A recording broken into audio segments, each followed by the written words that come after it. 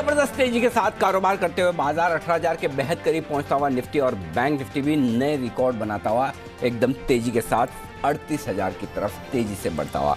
आखिरी 1.5 घंटे का रहेगा एक्शन भरपूर। स्वागत है आप सबका फाइनल ट्रेड में। नमस्कार, मैं हूं अनिल सिंघवी। और नमस्कार, मैं हूं दीपांशु भंडारी। और आज तो एक ही बड़ी बात निकल कर आ रही है अनिल जी, वो है जबरदस्त दमदार तेजी। जो आपने सुबह बात करी थी 3750 के ऊपर बैंक निफ्टी रुकेगा नहीं, बिल्कुल वैसे ही होते दिखा। इस पर आपकी राय लेनी है सर, पर पहले बताएं इस समय की बड़ी बातें क्या? बिल्कुल बड़ी बात है ये कि बाजार में लगातार चौथे दिन जबरदस्त तेजी होती हुई दिख रही है। सेंचुरी मार्केट 17,900 के ऊपर ट्रेड करता हुआ निफ्टी, जो लेवल आप सोचो वो आपकी स्क्रीन पर देखने को मिलेगा। बिल्कुल वैसा ही बाजार होता हुआ दिख रहा है। हाल एसआई निफ्टी का है, एसआई सेंसेक्स का है जो 60,000 के पार निकलता हुआ दिखा है। बैंक निफ्टी लगातार 5वें दिन मजबूत है। मजबूत नहीं है, मतलब ये मजबूती नहीं है, ये छलांग है और बड़ी बड़ी छलांग है। 900 पॉइंट मजबूत होता हुआ दिख रहा है। 950 पॉइंट 37,800 के बेहद करीब।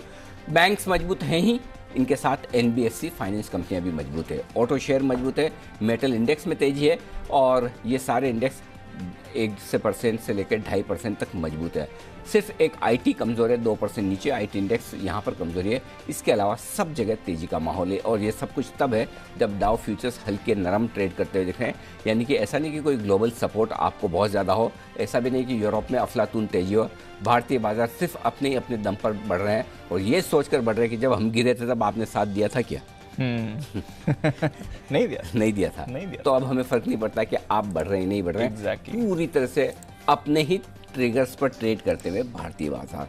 अब मुझे समझ में आया दीप, आज कल देख के बाजार का मूड माहौल के कई बार हम देखते थे ना, आपको याद है बीच में जब पिछले रनअप में चाइना में बड़ी तेजी बनी थी, तो हम सोचते थे चाइना वालों को कुछ फर्क ही नहीं पड़ता। मतलब डाउन में क्या हुआ, बाहर क्या हुआ, जैसे चाइना के बाजारों को बाहर की तेजी और मंदी का फर्क नहीं पड़ता था। इस बार हमें भी ऐसा ही लगा। कम से कम 2-3 दिन से तो यही फीलिंग आ रही है कि हमें फ़र्क नहीं पड़ता कि अमेरिका में क्या हो रहा है या क्या होने वाला है, हम अपने दम पर बढ़ रहे हैं। नो डाउट वहाँ के बाजार मजबूत है ही, लेकिन अदरवाइज ये कोई दूसरा वक्त होता तो 10 लाख कोरोना के आंकड़े देखकर और डाउ फ्यूचर्स में सुस्ती देखकर हम बढ़ नहीं पाते। घटे ना घटे अलग बात है, लेकिन इन सबको नज़रअंदाज करके भारतीय बाजार सिर्फ एक चीज़ दिखा रहे हैं, ताकत, तेज़ी की ताकत, पैसे की ताकत, खरीदारी की ताकत, ये साफ दिख रहा है। और आप जो बोल रहे थे बैंक निफ्टी 37,050 के ऊपर शॉर्ट नहीं रहना था, ये तो पता था, लेकिन 37,700-800 आएगा ये नहीं पता था। मैं ऑनेस्टली 37,500 तक का ही सोचा था, क्योंकि 13 दिसंबर के जो हाई से जहाँ से हम करेक्ट हुए 37,487 के आसपास था, वहाँ से हमने करेक्शन देखा। सो एक बार तो इसका मतलब क्लियर कट डीप क्या है और वो एक समझना बहुत ज़रूरी है, जो मैं डेटा देखकर और ये मुँह देख के समझाऊँ। 17,639 13 दिसंबर का हाई था निफ्टी का, और वहाँ से आपने 16,400 तक का नॉन स्टॉप 1200 पॉइंट का करेक्शन देखा। जैसे आपने 17,600 के ऊपर क्लोजिंग दी, 600-650 के कंजेशन जोन को पार किया, उसके बाद आप देखिए जो तेजी बन रही है, देखने में आपको लगेगा उसके बाद तो 300 ही तो बढ़े हैं, कौन सी बड़ी बात है। लेकिन तेजी की क्वालिटी देखिए, किन सिचुएशन में ट्रेडिंग तेजी हो रही है जब ग्लोबल बहुत ज़्यादा सपोर्ट नहीं, किन सिचुएशन में तेजी हो रही है जब आपका put call ratio higher side पर है, किस सिचुएशन में तेजी हो रही है जब आप बड़े लेवल के पास एक तरफा चले हैं। उसके बावजूद बाजार के कॉन्फिडेंस में कमी नहीं आ रही। जो 37,500 के ऊपर बैंक निफ्टी निकल कर टिकने की कोशिश कर रहा है, अगर आज बंद होता है, बैंक निफ्टी भी वही संकेत दे रहा है जो 2 दिन पहले आपको निफ्टी से दे रहा था। बैंक निफ्टी में अब ब्रेकआउट आता दिख रहा है 37,500 के ऊपर, और ऐसी सिचुएशन में 1000 से 1200 पॉइंट की तेजी और ड्यू हो जाती है बैंक निफ्टी में। तो लीडरशिप, जो आज सुबह भी हम बात कर रहे थे कि लेने का कंफर्ट कॉन्फिडेंस बैंक निफ्टी में निफ्टी के मुकाबले में यहाँ ज़्यादा बढ़त होगी, अब भी है। और मुझे लगता है कि बैंक निफ्टी की लीडरशिप रहनी चाहिए। तो किसी दिन सुस्त दिखे, थोड़ा कमज़ोर दिखे बैंक निफ्टी किसी वक्त, तो वहाँ पर खरीदारी के बहुत बढ़िया मौके बनेंगे। बिल्कुल। बैंक निफ्टी का आज ब्रेकआउट आ रहा है जो निफ्टी पे आपको 2 दिन पहले आ चुका है। ओके, तो यहाँ से और बड़ी तेजी आ सकती है। हालांकि आज की तेजी ऑलरेडी हमने आज सुबह बात भी कर ली थी आपसे, बट और बड़ी मूव के लिए बाजार तैयार हो रहा है। और अभी के लिए क्या करना है ये भी थोड़ी देर में अनिल जी से डेटा जानेंगे, स्ट्रैटेजी भी जानेंगे, बट बाजार का मूड माहौल जबरदस्त तेजी का बना हुआ है। आइए इस तेजी में कौन से स्टॉक्स हैं जो खबरों के दम पर आपके एक्शन दिखा रहे हैं, साथ ही आने वाले दिनों के लिए कुछ अहम इवेंट्स जानते हैं इन दोनों के बारे में कुशल और वरुण के साथ। कुशल, गुड आफ्टरनून, बताएं कौन से इवेंट्स पर रखनी है नजर? Good afternoon Deepanshu. अब सबसे पहले तो महाराष्ट्र में लॉकडाउन नहीं लगेगा, ऐसी सुबह मीटिंग में निकल कर आया, पर आज देर शाम जो है हमें कड़े प्रतिबंध के साथ नई गाइडलाइंस आती हुई नजर आ सकती है। साथ ही हाफ टाउन पर नजर रखिए, पूंजी जुटाने पर बोर्ड बैठक आज होती हुई दिखेगी। स्पंदना स्फूर्ति की दूसरी तिमाही के नंबर्स आते हुए नजर आएंगे और दिसंबर की जो फेड बैठक हुई थी उसके मिनट्स आज जारी होते हुए नजर आएंगे हमें। एनएससी की जो निफ्टी 50 सिल्वर जुबली इवेंट है वो तो आज हो ही रहा है, तो यहाँ पर भी हमारी नजर बनी रहेगी। और साथ ही कल के सत्र की अगर आप बात करें तो यहाँ पर नए साल की जो पहली वीकली एक्सपायरी है वो होती हुई नजर आएगी। कैबिनेट की 11 बजे अहम बैठक भी होने वाली है और आनंद राठी वेल्थ की दिसंबर तिमाही के नंबर्स यानी कि Q3 के नंबर्स कल से आना शुरू हो जाएंगे। हिंदुजा ग्लोबल पर भी नजर रखिए क्योंकि यहाँ पर बोर्ड बैठक में डिविडेंड और बोनस शेयर दोनों पर जो है विचार किया जाएगा। इनफैक्ट वोकहार्ट अलग अलग तरीकों से फंड जुटाने पर भी बोर्ड विचार करेगा, तो उससे में क्या फैसला निकल कर आता है वहां पर हमारी नजर बनी रहेगी। और मोनार्क नेटवर्थ कैपिटल जो है वो एनएससी पर लिस्ट होता हुआ दिखेगा। मजगांव डॉक पर भी फोकस रहेगा, एक्स डिविडेंड ट्रेड करेगा 7 रुपए प्रति शेयर का। आपको याद होगा इन्होंने डिविडेंड का ऐलान किया था। 7 जनवरी जीएम ब्रेवरीज के भी Q3 नंबर्स आएंगे, तो आनंद राठी वेल्थ के बाद जीएम ब्रेवरीज के नंबर्स पर हमारी नजर रहेगी। साथ ही इन्फो एज अंतरिम डिविडेंड पर बोर्ड बैठक होने वाली है, इस पर विचार किया जाएगा और अगर डिविडेंड का ऐलान होता है तो 18 जनवरी जो है वो रिकॉर्ड डेट तय की गई है। Indian metal and ferroalloys 1:1 bonus issue की एक्स डेट होती हुई दिखेगी और यूएस के दिसंबर जॉब आंकड़े आते हुए नजर आएंगे, तो वहां पर भी हमारा फोकस जो है बना रहना चाहिए। ओके, तो ये हैं आपके लिए कुछ अहम इवेंट्स जहां पर रखनी है, आपको नजर रखनी है आज के खबरों वाले शेयर्स पर भी जहां पर आपको एक्शन बनते हुए दिख रहा है। आइए जानते हैं इनके बारे में वरुण के साथ। वरुण, गुड आफ्टरनून, बताइए। गुड आफ्टरनून दीप। तो सबसे पहले एल.एन.टी यहाँ पे इस कंपनी को 1000 से 2500 करोड़ तक के रेंज में ऑर्डर जो है वो मिले हैं और अलग अलग कारोबार में इसको मिले हैं। एल.एन.टी हेवी इंजीनियरिंग को ऑर्डर मिले हैं। नेल्को इस कंपनी को ओएनजीसी से 40 करोड़ के ऑर्डर मिले हैं। वोडाफोन आइडिया इस कंपनी के लिए एक सेटबैक है कि टीडी सैट ने जो इस कंपनी के पक्ष में आदेश दिया था, दिल्ली हाईकोर्ट ने बेसिकली उस पर रोक लगा दी है। छोटे पैक में पोर्टिंग एसएमएस की सुविधा न देने का मामला है ये, जिसके लिए इनके पक्ष में आया था फैसला, अब यहाँ पे रोक लगा दी गई है दिल्ली हाईकोर्ट की तरफ से। और टीडी सैट ने ट्राई के आदेश पर 7 दिसंबर को रोक लगाई थी। आगे मामला जो है वो फिर से कहीं ना कहीं सुनाया जाएगा। हिंदुस्तान जिंक FY22 के 9 महीनों में इस कंपनी ने रिकॉर्ड मेटल उत्पादन किया है, करीब 7.22 लाख टन के आसपास का ये अपडेट इस कंपनी ने दिया है। अडानी एंटरप्राइजेस कंपनी ने कोल टेंडर जीता है। पावर उत्पादन कंपनियों को कोल सप्लाई ये कंपनी जो है वो करने वाली है। विदेश से कोयला मंगाकर भारतीय बाजारों में सप्लाई किया जाएगा। एनटीपीसी को 10 लाख टन कोयला जो है वो ये कंपनी सप्लाई करेगी। वर्धमान टेक्सटाइल 22 जनवरी को बोर्ड की बैठक है। नतीजों के साथ साथ शेयर विभाजन पे ये कंपनी विचार करने वाली है। पनामा पेट्रो, यहाँ इंटरेस्टिंग खबर है कि Q3 में रमेश दमानी ने इस कंपनी में शेयर खरीदे हैं। कुल होल्डिंग जो उनकी है वो 1.26% हो चुकी है। और रेणुका शुगर्स 29 लाख शेयर्स के बड़े सौदे जो है वो इस कंपनी में आज हुए हैं। ओके, तो ये है सारे के सारे खबरों वाले शेयर जिनमें एक्शन हो चुका है और थोड़ा बहुत आज और होगा भी। आइए शामिल करते हैं सभी मेहमानों को। हमारे साथ जुड़ चुके हैं बंसल जी, कुणाल जी, सुमित जी, किरण जी, विश्वेश जी, सचिन जी और आशु मदान साहब, आप सबका स्वागत है। आइए पहला बिगुल किरण का कमाल।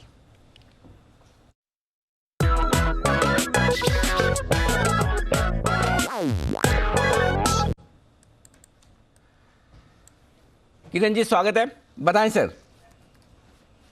अनिल जी आफ्टरनून, दीप आफ्टरनून। मेरा बाय कॉल है GSPL, गुजरात स्टेट पेट्रो पे बाय करने की 306-307 के आसपास कैश लेवल्स की बात कर रहा हूँ क्योंकि फ्यूचर्स में सिर्फ 2 महीने हुए एंटर हुए, डेटा थोड़ा सा कम है, तो इधर बाय करना है। मेरा स्टॉप लॉस बहुत नजदीक है, 304 का मेरा स्टॉप लॉस है और टारगेट 320 कल सवेरे देखने को मिल जाना चाहिए। GSPL जिस पर आपको करके चलनी है खरीदारी। एक्शन में ये काउंटर आपको आते हुए दिख सकता है। आइए चलते हैं सचिन जी के पास। BTSTT।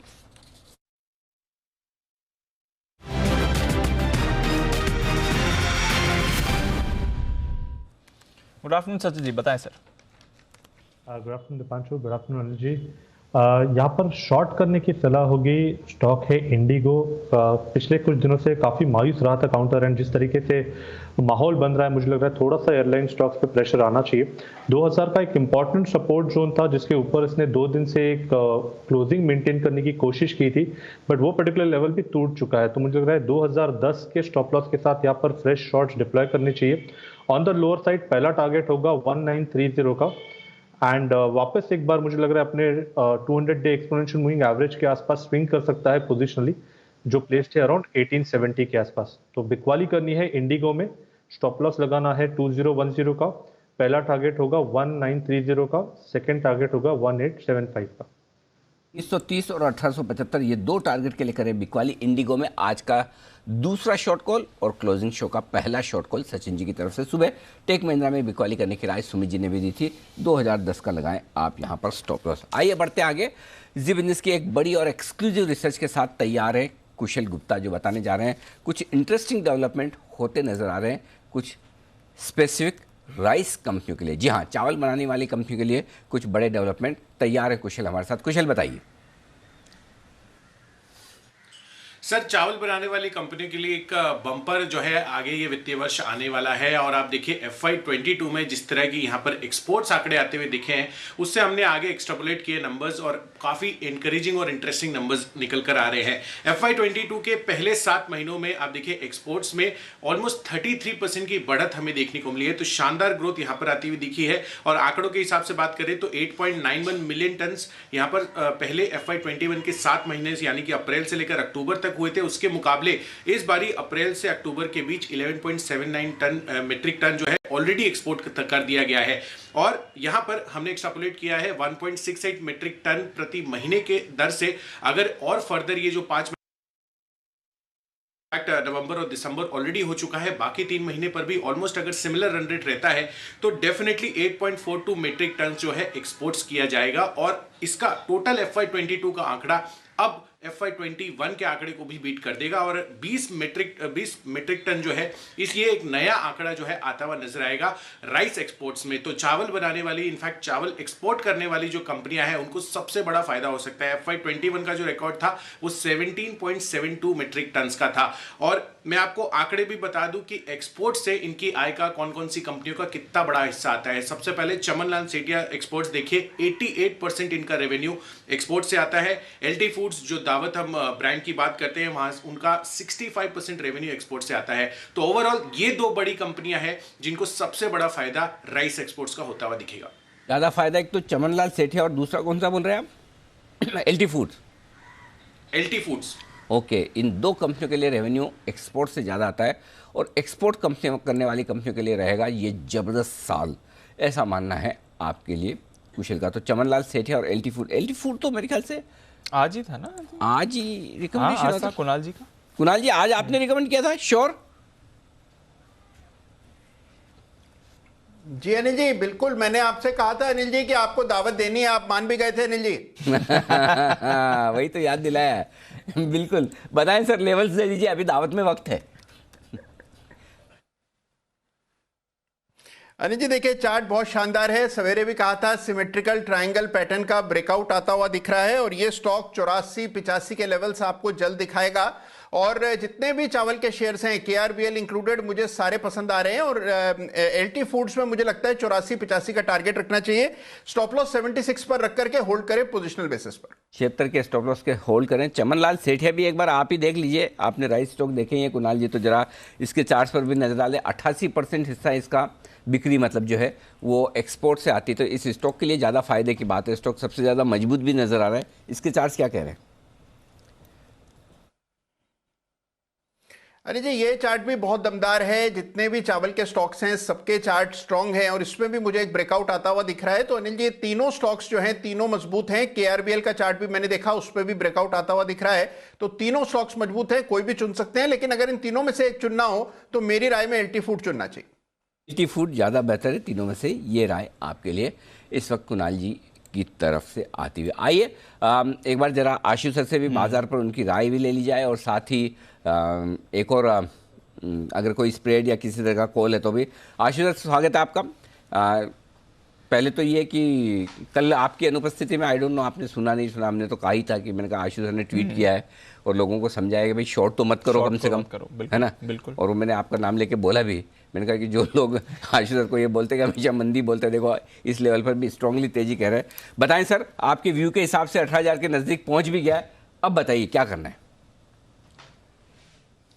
Anil ji thank you so much. और आपने बिल्कुल मतलब सुना नहीं सुना, मैं बिल्कुल आपको सुन रहा था। कल आपने मेंशन किया अनिल जी 2 दिन से 17,300 के बाद से जब तेजी बनी और हमने तेजी में आए, तो मुझे कल भी वो जो 2 बीच में डिप्स आ रहे थे 600 650 के बीच, तो बहुत लोग के नहीं शॉर्ट है, बिल्कुल भी शॉर्ट नहीं करना। इसलिए अनिल जी मतलब क्या होता है कि कल मैं जी बिजनेस में नहीं था, और अगर मैं वो यूज करके भी लाइफ लाइन यूज करके भी बोलता तो पता नहीं कितने लोग सुन पाते। तो हमने सारे क्लाइंट्स को 2 दिन से मैसेज, और मैंने कहा वही सेम मैसेज मैं सारे अपने व्यूअर्स को भी शेयर कर लूं कि बिल्कुल शॉर्ट नहीं करना, क्योंकि जितनी नेगेटिव न्यूज ओमिक्रॉन के चलते आएगी ये आपसे शॉर्ट करवाएगी, और शॉर्ट कवरिंग इतनी शार्प आएगी मतलब अनबिलीवेबल। और अनिल जी दूसरी चीज मतलब रियल एप्रिसिएशन जो आपने आज सुबह भी सुन रहा था, जो 37,050 के ऊपर आपने बैंक निफ्टी, मतलब वो ओल्ड ग्लोरी बैंक निफ्टी की तो नहीं पता, लेकिन आप जो 500 पॉइंट की मूव पकड़ते थे वो ओल्ड ग्लोरी आपकी जरूर मुझे वापस आती दिख रही है।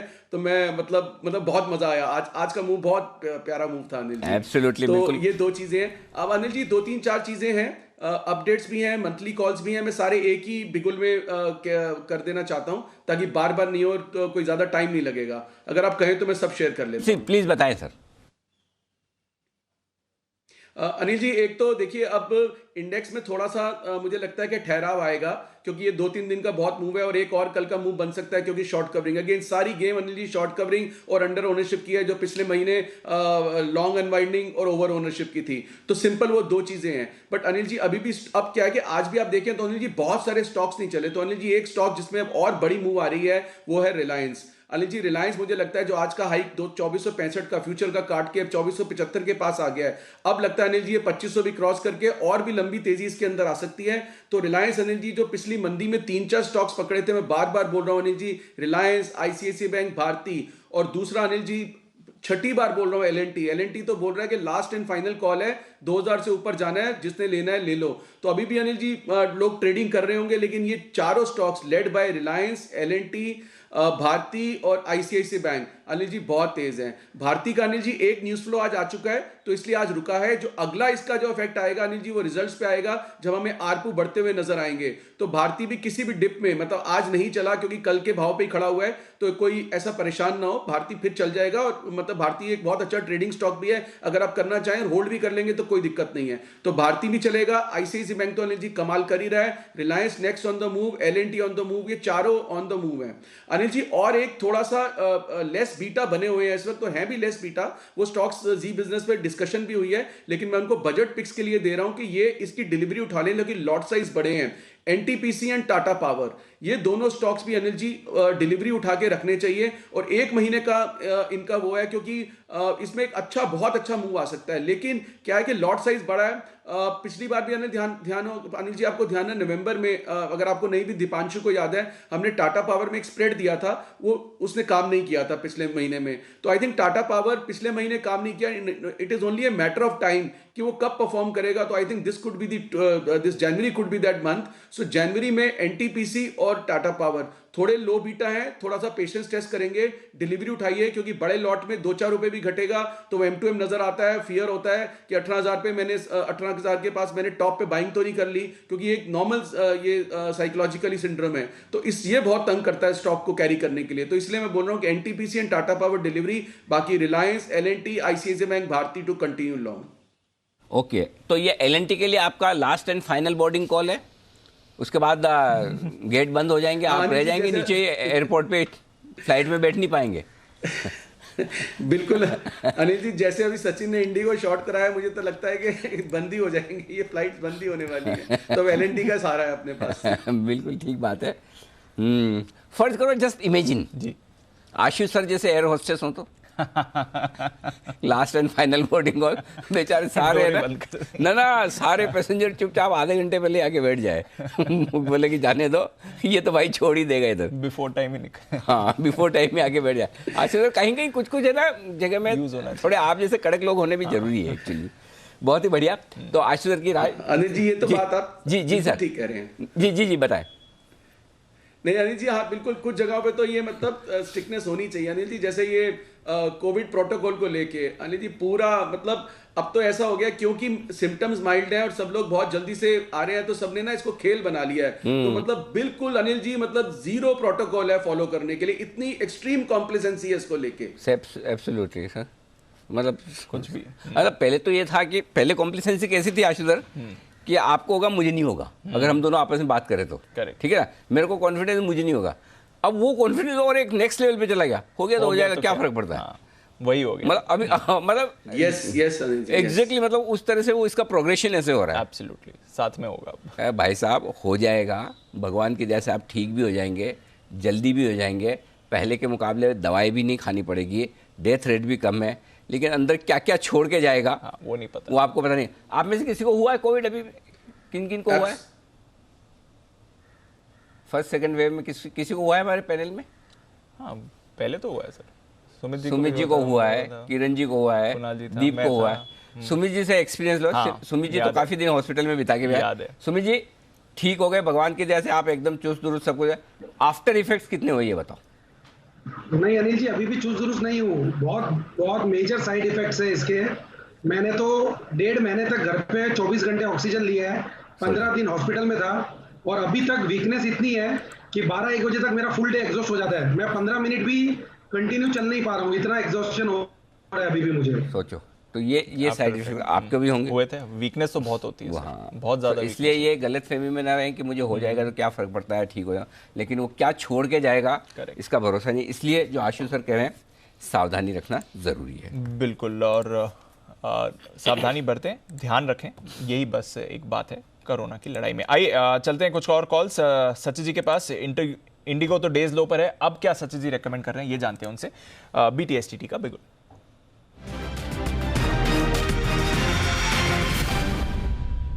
बताएं सर। दीपांशु, यहाँ पर मेटल्स का रुझान काफ़ी इंटरेस्टिंग है। इनफैक्ट टाटा स्टील में इतनी बड़ी अपमूव अनलॉक नहीं हुई है जितनी होनी चाहिए थी, तो मुझे लग रहा है यहाँ पर एक बड़ी अपॉर्चुनिटी बन सकती है। जिस तरीके से इसने अपने प्रीवियस डे स्विंग हाई को निकाला है, तो मुझे लग रहा है लगभग 1205 तक ये पर्टिकुलर मोमेंटम कैरी फॉरवर्ड होगा। सो खरीदारी करनी है टाटा स्टील के फ्यूचर्स में। स्टॉप लॉस आपको लगाना है अराउंड 1162 पे।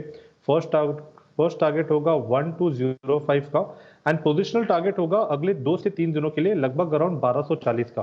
तो खरीदारी करनी है टाटा स्टील के फ्यूचर्स में भी। आज मूवमेंट भी सुबह हम देख भी रहे थे, JSW स्टील पर एक स्पाइक आया था, अब टाटा स्टील पर आप अच्छी तेजी बनते हुए देख रहे हैं।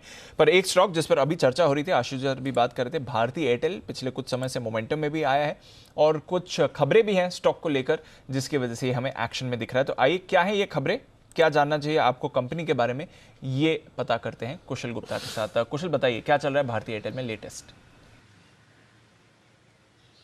देखिए, भारतीय एयरटेल में जो कॉर्पोरेट स्ट्रक्चरिंग होने वाली थी, जो बदलाव होने वाले थे, जिसकी घोषणा इन्होंने 14 अप्रैल 2021 को की थी, वो ये उसको आगे नहीं बढ़ा रहे हैं। और उसके सबसे बड़ी कारण वो ये बता रहे हैं कि अभी जो मौजूदा स्ट्रक्चर है वो डेफिनेटली कंपनी की ग्रोथ के लिए और फर्दर अपॉर्चुनिटीज़ के लिए वो सक्षम है, तो अपने आप में उनको वो बदलाव की ज़रूरत नहीं है। और यहाँ पर अगर आप देखें तो जो एग्जिस्टिंग सेट आगे के लिए बनेगा वो ये रहेगा, सबसे पहला तो कि 4 वर्टिकल्स में कंपनी का कारोबार जो है जारी रहेगा, जिसमें इंडिया, डिजिटल, इंटरनेशनल और इंफ्रा सेगमेंट्स आते हुए नजर आ रहे हैं।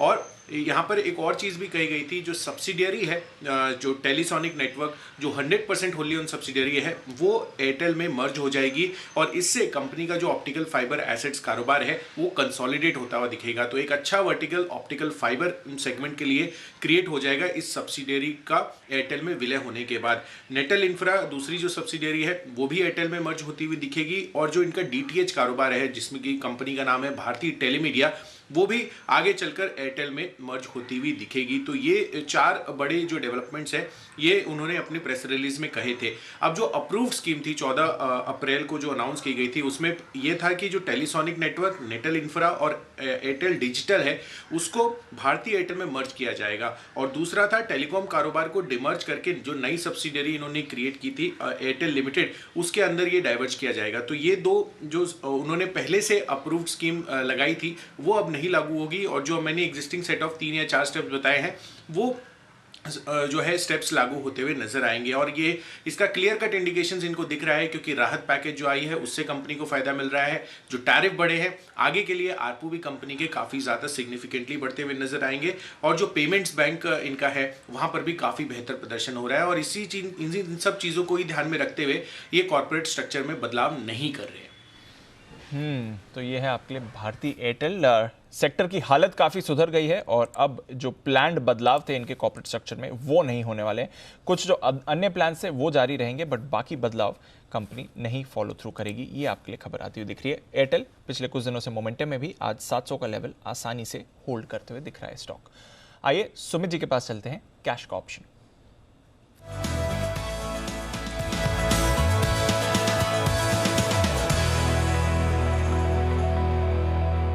बताएं सर।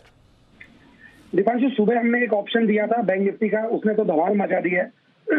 अब इंडेक्स एकदम हायर लेवल्स पे है, तो मेरे पास स्टॉक स्पेसिफिक ऑप्शन है और सरप्राइजिंगली इस बार पुट लेने का सलाह रहेगा। और जो स्टॉक मेरे को वीक लग रहा है वो है आईजीएल। आईजीएल के अंदर कंटिन्यूसली गिरावट देखने को मिल रहा है। आईजीएल मेरे को लग रहा है यहाँ से और गिरावट दिखाएगा। आईजीएल में ऑप्शन के जरिए 465 वाला पुट 11 रुपए 50 पैसे 12 रुपए पे अभी ट्रेड हो रहा है, इसको लेने का सलाह रहेगा।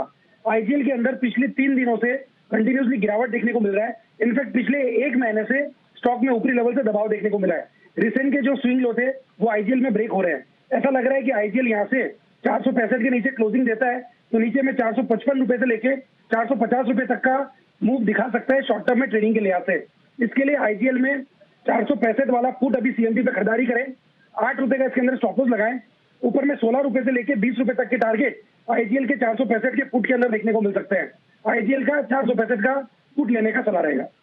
ओके, तो आईजीएल 465 का पुट खरीद कर चलें और इस पर आपका पूरा सहयोग देने के लिए तैयार है विश्वेश जी। बिगुल, विश्वेश का विशेष।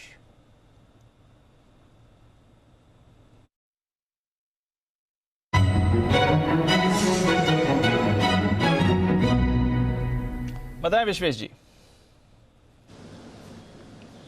Good afternoon Deepanshu. देखिए, मुझे ऐसा लग रहा है कि कहीं ना कहीं मार्केट तो अच्छा है, लेकिन जो स्टॉक्स इस लेवल पे भी वीक है वो डेफिनेटली वीक है। तो सुमित जी से मैं पूरी सहमति रखता हूँ।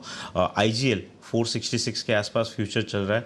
मुझे लगता है ये स्टॉक ने हैवीली अंडर परफॉर्म किया है, पुल बैक ही नहीं आया। इनफैक्ट वीकली चार्ट अगर आप देखेंगे तो जिन लेवल से ये फेल हो रहा है 475 480 range, that is giving me feeling कि इसका जो नेक्स्ट सपोर्ट है वो सीधा 415 के आसपास है। तो रिस्क रिवॉर्ड मेरे लिहाज से काफ़ी बेहतरीन है। ऑप्शन के लिहाज से सुमित जी ने काफ़ी अच्छा ट्रेड दिया। मुझे लगता है यहाँ पे आईजीएल को 476 के स्टॉप लॉस से शॉर्ट करना चाहिए। 440 और 415 मतलब 415 ये टारगेट रहेंगे। जिस हिसाब से स्टॉक अंडर परफॉर्म कर रहा है, नीचे गिर रहा है, फजर करो कि अगर मार्केट में 100 पॉइंट का पुल बैक भी आता है तो मुझे लगता है कि this stock will fall drastically. So IGL को शॉर्ट करने की राय है 476 के स्टॉप लॉस से। आईजीएल को शॉर्ट करें 476 476 का स्टॉप लॉस होगा आपके लिए और टारगेट बनेगा आपके लिए कितना, 440 415, 2 टारगेट के लिए। क्या बात है, एक साथ दोनों की शॉर्ट कॉल आया है, सुमित जी का ये भी और विश्वेश जी का भी। आइए बिगुल, कुणाल जी राकेश जी के लिए चार्ट कॉर्नर का।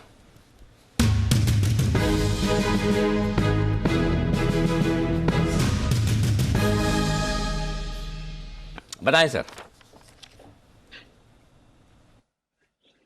अनिल जी, हमारा चार्ट कॉर्नर पिक है केआरबीएल में खरीदारी की राय है। इसके अंदर देखें तो एक नीट क्लीन क्लियर ब्रेकआउट देखने को मिल रहा है। 261 261 की एक नेकलाइन को तोड़ा है। 326 से स्टॉक करेक्ट करता हुआ आया था 235 तक और इतनी बड़ी करेक्शन के बाद स्टॉक काफी लंबे समय बाद अप ट्रेंड के अंदर आ रहा है। लोअर टॉप लोअर बॉटम से रुझान हायर टॉप हायर बॉटम में शिफ्ट हुआ है, तो मिस नहीं करना है केआरबीएल।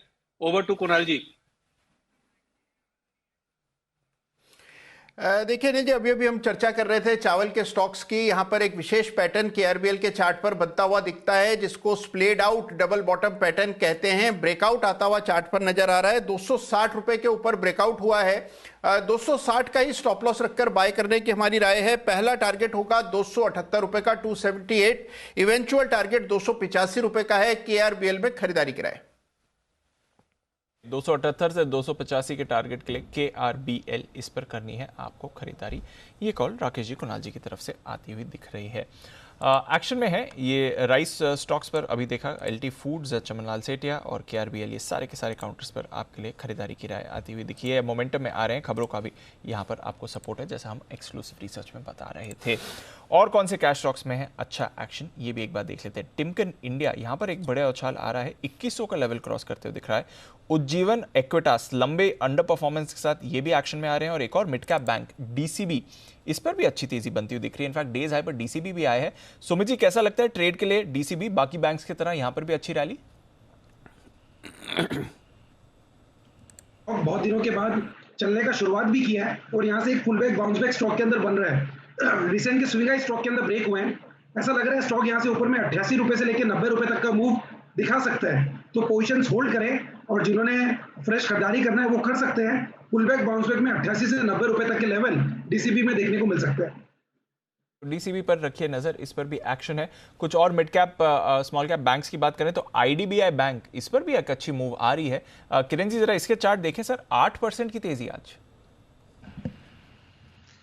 आईडीबीआई बैंक जिस तरीके से ये स्टॉक चल रहा है, मेरा मानना है कि एक अच्छी खासी बैंक, सारे बैंक्स अच्छा परफॉर्म करते नजर आ रहे हैं। उसके साथ आईडीबीआई बैंक भी एक अच्छा परफॉर्मेंस दिलाता नजर आ रहा है। अभी मेरा ट्रेडिंग स्टॉप लॉस लगभग सारे लॉन्ग पोजीशंस के लिए 4850 का रखने की सलाह होगी। नेक्स्ट जो रेजिस्टेंस है ट्रेंड लाइन का, वो लगभग 55 के आसपास आता है, वहां पे एक बार रिव्यू लेना चाहिए। आपसे तो बजाज फाइनेंस की भी बात करनी थी, क्योंकि दमदार अपडेट इनका कल आया था पोस्ट मार्केट, और उसके दम पर और फाइनेंशियल्स की तेजी के दम पर बजाज फाइनेंस भी 4-4.5% ऊपर। सर, इस पर अपनी राय दें। बिल्कुल स्ट्रॉन्ग चार्ट पैटर्न है और फॉलिंग ट्रेंड लाइन का ब्रेकआउट कल ही देखने को मिला, और हमारे जो एक पैटर्न है उसका ब्रेकआउट लगभग 7000 के आसपास आया था। तो मेरा मानना है कि ये सारे पैटर्न्स जो बुलिश पैटर्न्स है वो सलाह दे रहे हैं कि इधर से काफी अच्छी अपसाइड देखने को मिल जानी चाहिए। अभी लॉन्ग पोजीशंस के लिए 7440 का मेरा स्टॉप लॉस रहेगा। थोड़ा सा डीप डाउन है क्योंकि हमने वर्टिकल रैली देखी है, पर मेरा मानना है कि थोड़ा सा कंसोलिडेशन होने के बाद वापस एक बार ऑल टाइम हाईज जो कि 8000 के आसपास है वो टेस्ट होते नजर आ जाने चाहिए। तो ये है आपके लिए बजाज फाइनेंस पर राय इस वक्त आती हुई। आइए मुलाकात करते हैं सेठी साहब से। बिगुल उनके लिए सदाबहार सेठी साहब की शॉर्ट टर्म पिक्स। कभी कभी खुशी के लिए कुछ ज्यादा नहीं, एक अनजान दोस्त ही काफी है। एबिक्स कैश हर खुशी के लिए काफी है।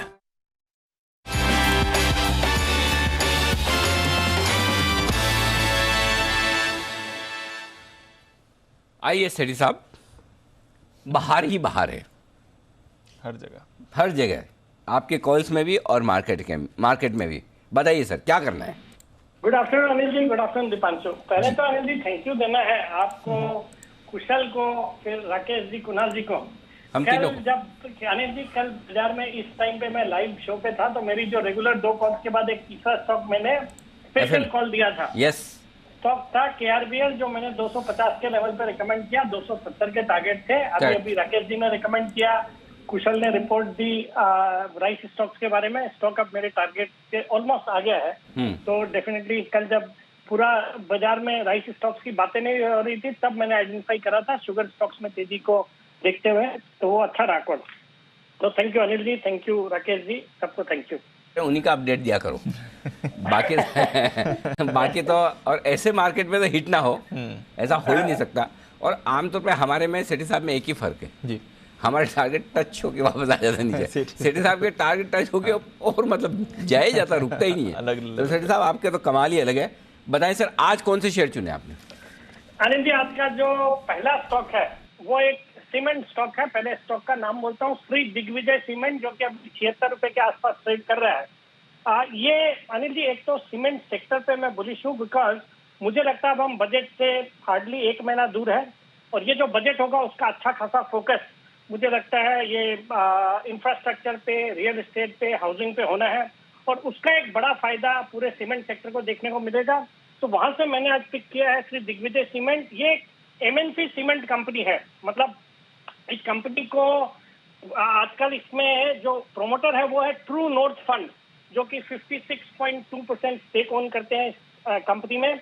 बाकी अनिल जी, आपके हमनाम अनिल सिंघवी जी, जो आईकैन इन्वेस्टमेंट एडवाइजर्स के हैं, वो इस कंपनी के आप एग्जीक्यूटिव चेयरमैन है, और 2.25% स्टेक वो इसमें ओन करते हैं, और उनको तो जबरदस्त एक्सपीरियंस है सीमेंट इंडस्ट्री का। अंबुजा सीमेंट के साथ भी उन्होंने काम किया हुआ है, और ये कंपनी 12 लाख टन सीमेंट बनाती है। कमल ब्रांड है इनका सीमेंट का, और गुजरात में बेस्ड है। और इस स्टॉक को रडार पे आने के पीछे कारण भी है कि 2 दिन पहले खबरें थी, अंबुजा सीमेंट ने 35 रुपए पर बोरी के सीमेंट के प्राइसेस बढ़ाए हैं, और चूंकि अंबुजा सीमेंट गुजरात में बहुत स्ट्रांग है, तो उसका फायदा ये भी कंपनी गुजरात बेस्ड भी है, तो इसको होना है 1000 इनके चैनल पार्टनर सर। बाकी फंडामेंटली बहुत ही सॉलिड कंपनी है। रिटर्न ऑन कैपिटल एम्प्लॉयड है 28.9%, return on equity around 19%, dividend yield है 3.5% की, और पिछले 5 साल का पैट का कैगर रहा है 48% का, और एब्सोल्युटली डेट फ्री कंपनी है। मुझे लगता है इस स्टॉक को ये 75-76 के लेवल पे खरीदारी करने की सलाह है। मेरा इसमें शॉर्ट टर्म का टारगेट है 85 रुपए का, स्टॉप लॉस रखना है 70 रुपए का स्टॉप लॉस, 50 रुपए का टारगेट। श्री दिग्विजय सीमेंट ये है मजबूत शेयर जहां पर खरीदारी करने की राय सेठी साहब की तरफ से। बताएं सर दूसरा स्टॉक। दूसरा स्टॉक अनिल जी आज उस सेक्टर से है जो वापस फोकस में है, पेपर का शेयर, पेपर का सेक्टर, और वहां से आज मेरा एक पसंदीदा स्टॉक है जिसको कई बार पहले भी रिकमेंड किया है, मैंने भी किया है, संदीप जैन ने भी किया है, और शायद अपने जो लॉन्ग टर्म पिक वाले सेगमेंट्स में भी ये कवर होया हुआ है, वेस्ट कोस्ट पेपर, जो कि अभी 245 के लेवल पे ट्रेड कर रहा है। वैल्यूएशन के लिहाज से बहुत ही सस्ता है with in the paper sector, 9 के मल्टीपल पे ये स्टॉक ट्रेड करता है। सॉलिड फंडामेंटल्स है। सितंबर तिमाही में 77 करोड़ के पैट थे इसके, जो कि पिछले साल सितंबर में 39 करोड़ का नुकसान था, और जून से भी कंपेयर करें तो जून में एग्जैक्टली 39 करोड़ का प्रॉफिट था, उसके सामने 77 करोड़ का पैट। फिर आपके आमतौर पे नॉर्मल ईयर में इस कंपनी के रिटर्न रेशियोज भी बहुत अच्छे हैं। Return on equity around 26%, operating profit margin है 19% का, एक लो डेट कंपनी है। बाकी पेपर सेक्टर भी अच्छा करना चाहिए। एक तो देखिए सिंगल यूज प्लास्टिक बैन के बाद सब पेपर सेक्टर अच्छा कर रहे हैं। उसके अलावा जो ऑनलाइन आजकल कारोबार हो रहा है ई कॉमर्स, उसकी पैकेजिंग में भी पेपर की हैवी डिमांड है। फिर स्कूल्स भी रीओपन हुए थे, हालांकि अब वापस से थोड़े बंद हुए हैं, बट जल्दी खुल जाएंगे तो उसका भी एक फायदा मिल रहा है। और बाकी कंपनी में प्रोमोटर्स की 56.5% की स्टेक है, और लगातार प्रोमोटर अपनी हिस्सेदारी इस कंपनी में बढ़ा रहे हैं। और प्लेज कुछ है नहीं, FIS अराउंड 10.4% ओन करते हैं, जिसमें निप्पॉन लाइफ है, L&T है। तो इस स्टॉक में 245 के आसपास खरीदारी करने की सलाह है। मेरा 260-65 का टारगेट है और 235 का स्टॉप लॉस। ओके, तो 265 का टारगेट, 235 का स्टॉप लॉस, खरीदारी करके चलनी है। वेस्ट कोस्ट पेपर्स खरीदना है श्री दिग्विजय सीमेंट। 2 बेहतरीन कैश कॉल्स सेठी साहब की तरफ से। बाजार भी वापस डेज हाई की तरफ आ रहे हैं। अब ऑलमोस्ट 1000 पॉइंट्स की रैली आपको बैंक निफ्टी पर दिख रही है। सही समय है जानने का इस वक्त की मार्केट स्ट्रैटेजी अनिल सर के साथ।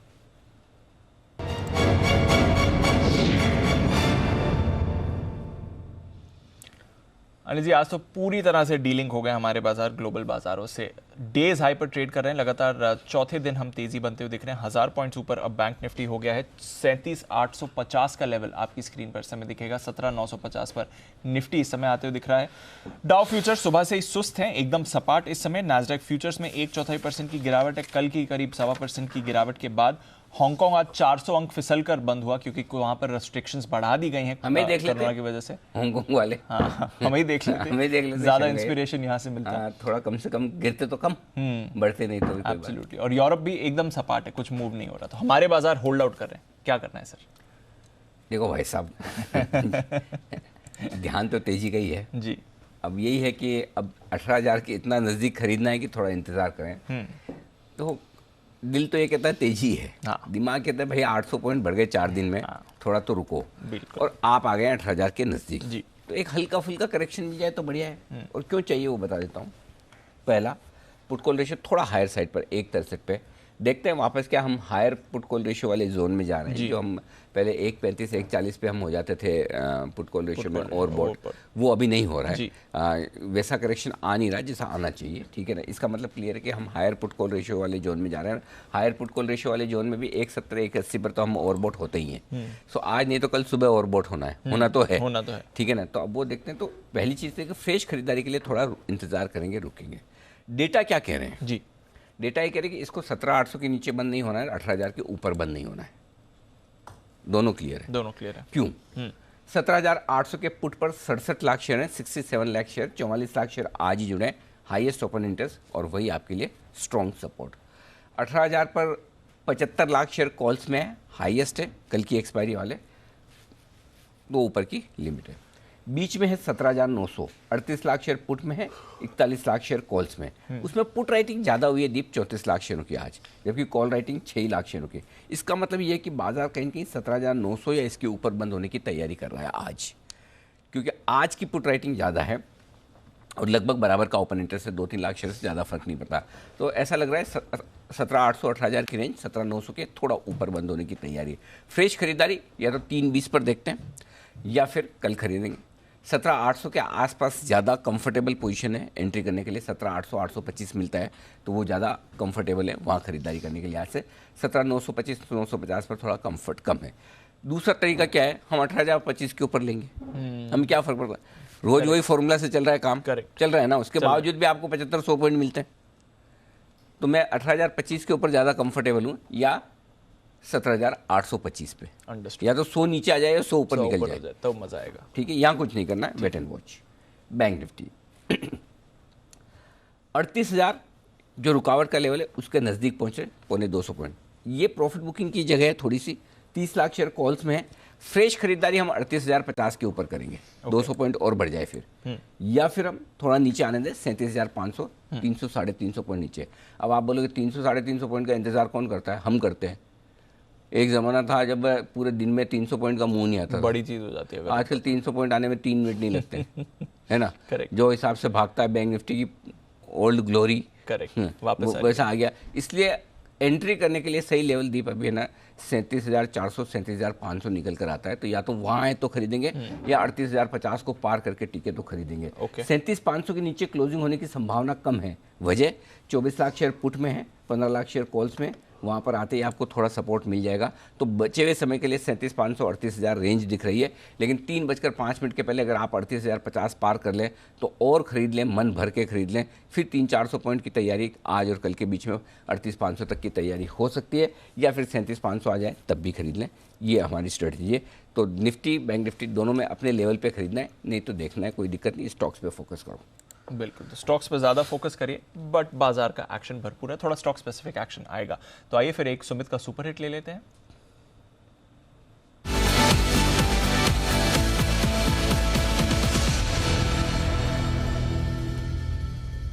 बताएं सुमित जी। बिल्कुल दीपांशु, स्टॉक स्पेसिफिक मूव अच्छा देखने को मिल रहा है। तो जो स्टॉक अभी मेरे रडार पे आया है ऑटो सेक्टर है, टीवीएस मोटर 638 640 का अभी भाव चल रहा है। पिछले 5 दिनों से हर रोज कंटिन्यूसली तेजी का मूव दिखा रहा है और अब स्टॉक ने बॉलिंगर बैंड का मिडल बैंड क्रॉस किया है और ये स्टॉक करेक्शन के बाद अब एक अच्छा मूव ऊपर की तरफ दिखाने को तैयार है। टीवीएस मोटर पे यहाँ पे सीएमपी पे खरीदारी करें, ऑप्शन के जरिए भी ट्रेड लिया जा सकता है। टीवीएस मोटर का 640 का कॉल भी 19 साढ़े 19 पे ट्रेड कर रहा है, इसको भी ले सकते हैं। यहाँ से मेरे को लग रहा है टीवीएस मोटर के अंदर 655 रुपए से लेके 665 रुपए तक का मूव जल्दी ही 2-4 दिनों के अंदर टीवीएस मोटर में ऊपर की तरफ देखने को मिलना चाहिए। नीचे के अंदर टीवीएस मोटर का जो सपोर्ट है 625 628 के आसपास है, तो 628 के नीचे का स्टॉप लॉस लगा के टीवीएस मोटर में यहाँ पे सीएमपी पे खरीदारी करें। ऊपर में टारगेट बनेंगे 655 रुपए से लेके 665 रुपए तक के। 55-665 के टारगेट के लिए करें खरीदारी टीवीएस मोटर में, और टीवीएस मोटर का ही कॉल आप किरण जी की तरफ से भी मान लें, उन्हें भी पसंद है। आइए कैश मार्केट में एक बार फिर से एफआईएस की खरीदारी शुरू होती दिख रही है। ऐसे में किन शेयरों पर आपको रखनी चाहिए नज़र, कौन से ऐसे स्टॉक्स हैं जहाँ जो एफआईएस की खरीदारी से होते हैं प्रभावित, बता रहे हैं वरुण दुबे। वरुण बताइए। डेफिनेटली अनिल जी, तो काफ़ी सारे स्टॉक्स अनिल जी ऐसे हैं ना जिसमें एफआईएस की होल्डिंग हमेशा से ज़्यादा ही रही है। हालांकि अगर आप देखेंगे तो मार्च के आसपास से इन स्टॉक्स में होल्डिंग थोड़ी कम हुई है, जाहिर सी बात है, और खासकर अक्टूबर नवंबर दिसंबर में होल्डिंग जो है थोड़ी ज़्यादा कम हुई है क्योंकि एफआईएस की बिकवाली यहाँ देखने मिली थी। लेकिन अब फिर से एक बार एफआईएस का मूड सुधर रहा है। पिछले 3 दिनों में 2,750 करोड़ के आसपास की खरीदारी जो है वो ये कर चुके हैं। इसके चलते इन स्टॉक्स को आप अपने रडार पर रखिएगा। सबसे पहले इसमें है श्रीराम ट्रांसपोर्ट। एफआईएस की अभी भी करीब 54% के आसपास की हिस्सेदारी है। इसके पहले अगर आप देखते हैं तो ये 60% के ऊपर की थी। अपोलो हॉस्पिटल, सिमी जी का फेवरेट स्टॉक, यहाँ देखिए करीब 51.5% के आसपास की हिस्सेदारी जो है अभी भी एफआईएस होल्ड करते हैं। जुबिलेंट फूडवर्क्स, पीवीआर, इन्फोएज, ये कुछ ऐसे स्टॉक्स हैं जहाँ पे एफआईएस का करीब 37 से 41% के आसपास का हिस्सा है। टीम लीज, इसके अलावा आईटी स्टॉक्स जैसे कि साइंट, टेक महिंद्रा, यहाँ भी करीब 35% के आसपास का हिस्सा है। और मन्नपुरम फाइनेंस में 35%, महानगर गैस में करीब 29.4% के आसपास का हिस्सा है। कुछ समय पहले अगर आप देखते तो महानगर गैस में करीब 30% के आसपास का हिस्सा जो है वो एफआईएस का है। तो ये वो स्टॉक्स है, जब भी एफआईएस की तरफ से खरीदारी आती है इन स्टॉक्स में कहीं ना कहीं एफआईएस की तरफ से बाइंग जो है वो देखने मिलती है। इसके इन स्टॉक्स को आप अपने रडार पर रखिएगा। इसमें मैंने एचडीएफसी और एचडीएफसी बैंक को इंक्लूड नहीं किया है क्योंकि वो सबसे ज़्यादा फेवरेट स्टॉक्स है, सबसे ज़्यादा एफआईएस की होल्डिंग वही है। एफआई फेवरेट स्टॉक्स आपको दोबारा बाजार में एक्शन में आते हुए दिख सकते हैं। ये इंटरेस्टिंग रिसर्च वरुण लेकर आए हैं उन स्टॉक्स की जहां पर हिस्टोरिकली एफआई होल्डिंग हाई है। थोड़ी इन्होंने रिसेंट मुनाफा वसूली में बिकवाली भी करी थी, पर अब जो वापस खरीदारी के मूड माहौल में आ गए एफआईज, तो क्या इन स्टॉक्स में वापस तेजी लौटेगी, ये जानना जरूरी है। एक एक करके एक दो स्टॉक्स डिस्कस भी कर लें। किरण जी, पहले तो श्रीराम ट्रांसपोर्ट फाइनेंस को बताएं, जब से कंपनी की रिस्ट्रक्चरिंग की बात चल रही है थोड़ा दबाव पे रहा है, बट 50% से ज्यादा की एफआईज की होल्डिंग, सर चार्ट्स क्या कहती हैं इस पे? जिस तरीके से ये particular NBFC stock Shriram transport finance एक वर्टिकल क्रैक आई है और उधर से जो पुल बैक है वो उतनी स्ट्रेंथ दिलाता नजर नहीं आ रहा है, तो मुझे नहीं लगता कि इधर कुछ बड़े मूव्स एक्सपेक्ट करने चाहिए ऑन द हायर साइड। हालांकि जो जिनके पास लॉन्ग पोजीशन है उनके लिए स्ट्रिक्ट स्टॉप लॉस मेरा रहेगा लगभग 1230 का। अगर 1230 निकल जाता है तो इसमें इससे बाहर निकल जाना चाहिए, ये नए लोज क्रिएट करता नजर आ जाएगा। जो स्विंग बॉटम्स है वो भी वॉयलेट होते नजर आ सकते हैं। तो मेरा मानना है कि 1230 का स्ट्रिक्ट स्टॉप लॉस, और जैसे स्टॉक ऊपर अगर जाता है तो उसका ट्रेलिंग स्टॉप लॉस का इस्तेमाल करना चाहिए। मुझे ज्यादा होप्स नहीं है इस काउंटर पे अभी के लिए। फाइनेंस, इस पर आपको रखनी है नजर रखनी है। कुछ और कॉल्स पर जो आ रही हैं एक्सपर्ट्स की तरफ से, एक बिगुल सचिन जी के लिए बीटीएसटीटी का, और फिर विश्वेश जी भी अपनी कॉल दे रहे हैं।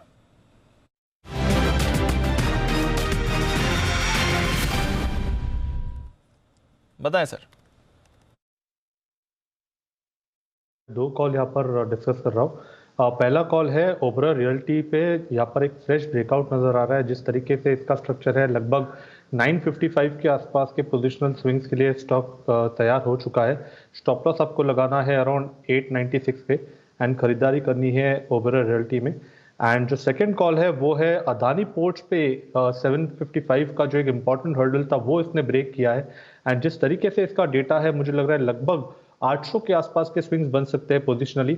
इंट्राडे के लिहाज से टारगेट होगा अराउंड 774 का। स्टॉप लॉस आपको लगाना है अराउंड 755 पे एंड खरीदारी करनी है अदानी पोर्ट्स पे। पोर्ट में करनी है खरीदारी और साथ ही ओबेरॉय रियल्टी में करनी है खरीदारी। सचिन जी की तरफ से दो बेहतरीन कॉल्स आती हुई आपके लिए, इन पर रखिएगा फोकस। आइए बढ़ते हैं आगे, वक्त है बस साहब से मुलाकात करने का।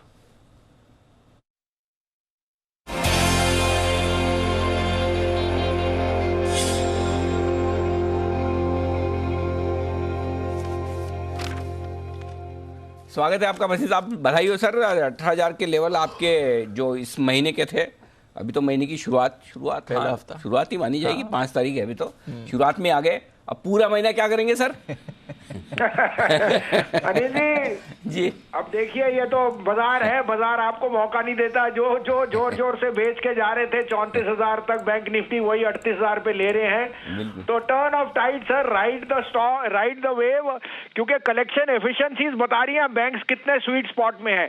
किसी बैंक ने कहा नहीं कि 98 से 100% उसकी एफिशिएंसी कलेक्शन। इसका मतलब the wave will be wide, the wave will be very light and recovery is very very strong. और क्रेडिट आप देख ही रहे हो, जैसे ये खत्म होना है तो और ज्यादा स्पेंडिंग आ जाएगी। तो आपको अपडेट भी दे दूं अनिल जी, आप कहें तो। जेएसपीएल के टारगेट तो हासिल हो चुके हैं। देखिए अनिल जी, ये होता है कमाल। कल आपको टाटा पावर दिया था, आज जेएसपीएल 393 वाला 408 हो गया। आपका SBI, bank of Baroda, SAIL, Jindal steel, Tata power, Bajaj Finserv, Axis, ये मैंने बहुत डिप्रेस्ड वैल्यूएशंस पे कहे थे, वो सब हो गए। अब आपके लिए दो बाइज हैं जो मेरे को लगता है आउट परफॉर्म करेंगे। आप कहे तो मैं शुरू करूं। तो बिल्कुल, तो कमाल करते हुए JSPL 405 407 target hit, Tata power 228 230, सारे स्टॉक्स जबरदस्त एक्शन में आते हुए दिख रहे हैं। बताएं बसिन साहब, अब फ्रेश पिक्स। तो पहला बात होगा, देखिए sir, NBFCs are in a very sweet spot. और जैसे आपको छोटे माइक्रो फाइनेंस अकाउंट की रिकवरी स्ट्रांग है, मुझे यहाँ ब्रांड पे बहुत फेथ है, L&T finance. I think they've gone through all the troubles but now their cost of money is the lowest, और उनकी जो रीच है that is going to do very well in Maharashtra. 80 रुपए का भाव है, स्टॉप लॉस रखिए 77 75, ये 86.5 तक जाएगा। तो मुझे L&T फाइनेंस यहाँ ब्रेकआउट दिखता है। दूसरा मेरा फेवरेट जो रियल इस्टेट में आउट परफॉर्म करेगा, DLF। ये मौका है 396 396.50 में लीजिए। Stop loss of 388, target of 415, which I think can come very very fast. तो L&T फाइनेंस ये खरीदना है 86 रुपये 50 पैसे के टारगेट के लिए, और DLF खरीदना है आपको दूसरा स्टॉक जहां पर आप तेजी करके चलें। ये राय है भसीन साहब की तरफ से। 388 का स्टॉप लॉस, 415 का टारगेट, ये आपके लिए। बहुत बहुत शुक्रिया सर, ये 2 बेहतरीन पिक्स देने के लिए। कल सुबह आपसे होगी फिर मुलाकात, लेंगे कुछ और बेहतरीन पिक्स भी आपके लिए। तो ये है वो सारे स्टॉक्स जो भरपूर एक्शन में आते हुए दिख रहे हैं। जी बिजनेस की तरफ से एक और बढ़िया और एक्सक्लूसिव रिसर्च भी आपके लिए आने की तैयारी में है। उससे पहले स्टॉक्स ज़बरदस्त एक्शन में है और वो बता रहे हैं सुमित जी अपने सुपर हिट शेयर के साथ।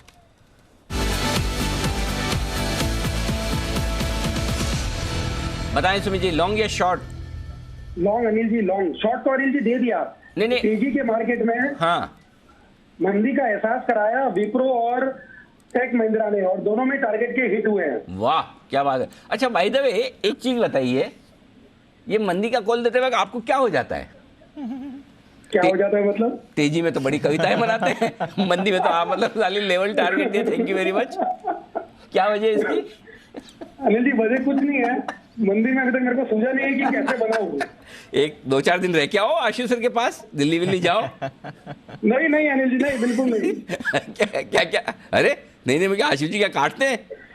अनिल जी फिर मेरे से खाली मंदी के कॉल निकलना स्टार्ट हो जाएंगे। हाँ अच्छा वो बात ठीक है, लेकिन ऐसी बात नहीं है। आशु जी को स्विंग के सुल्तान हमने इसीलिए कहा है कि आशु जी स्विंग पकड़ते हैं। बिल्कुल। आशु जी की खास बात क्या है मैं बता देता हूँ। बहुत सारे लोग हैं ना जो गलत फहमी पाल के बैठे हैं, हमारे दर्शक ये समझते हैं कि हमेशा मंदी बोलती। आशु जी कभी भी आपको है ना एकदम बॉटम पे लेने के लिए नहीं बोलेंगे और कभी भी एकदम टॉप पे बेचने के लिए नहीं बोलेंगे। करेक्ट, ठीक है।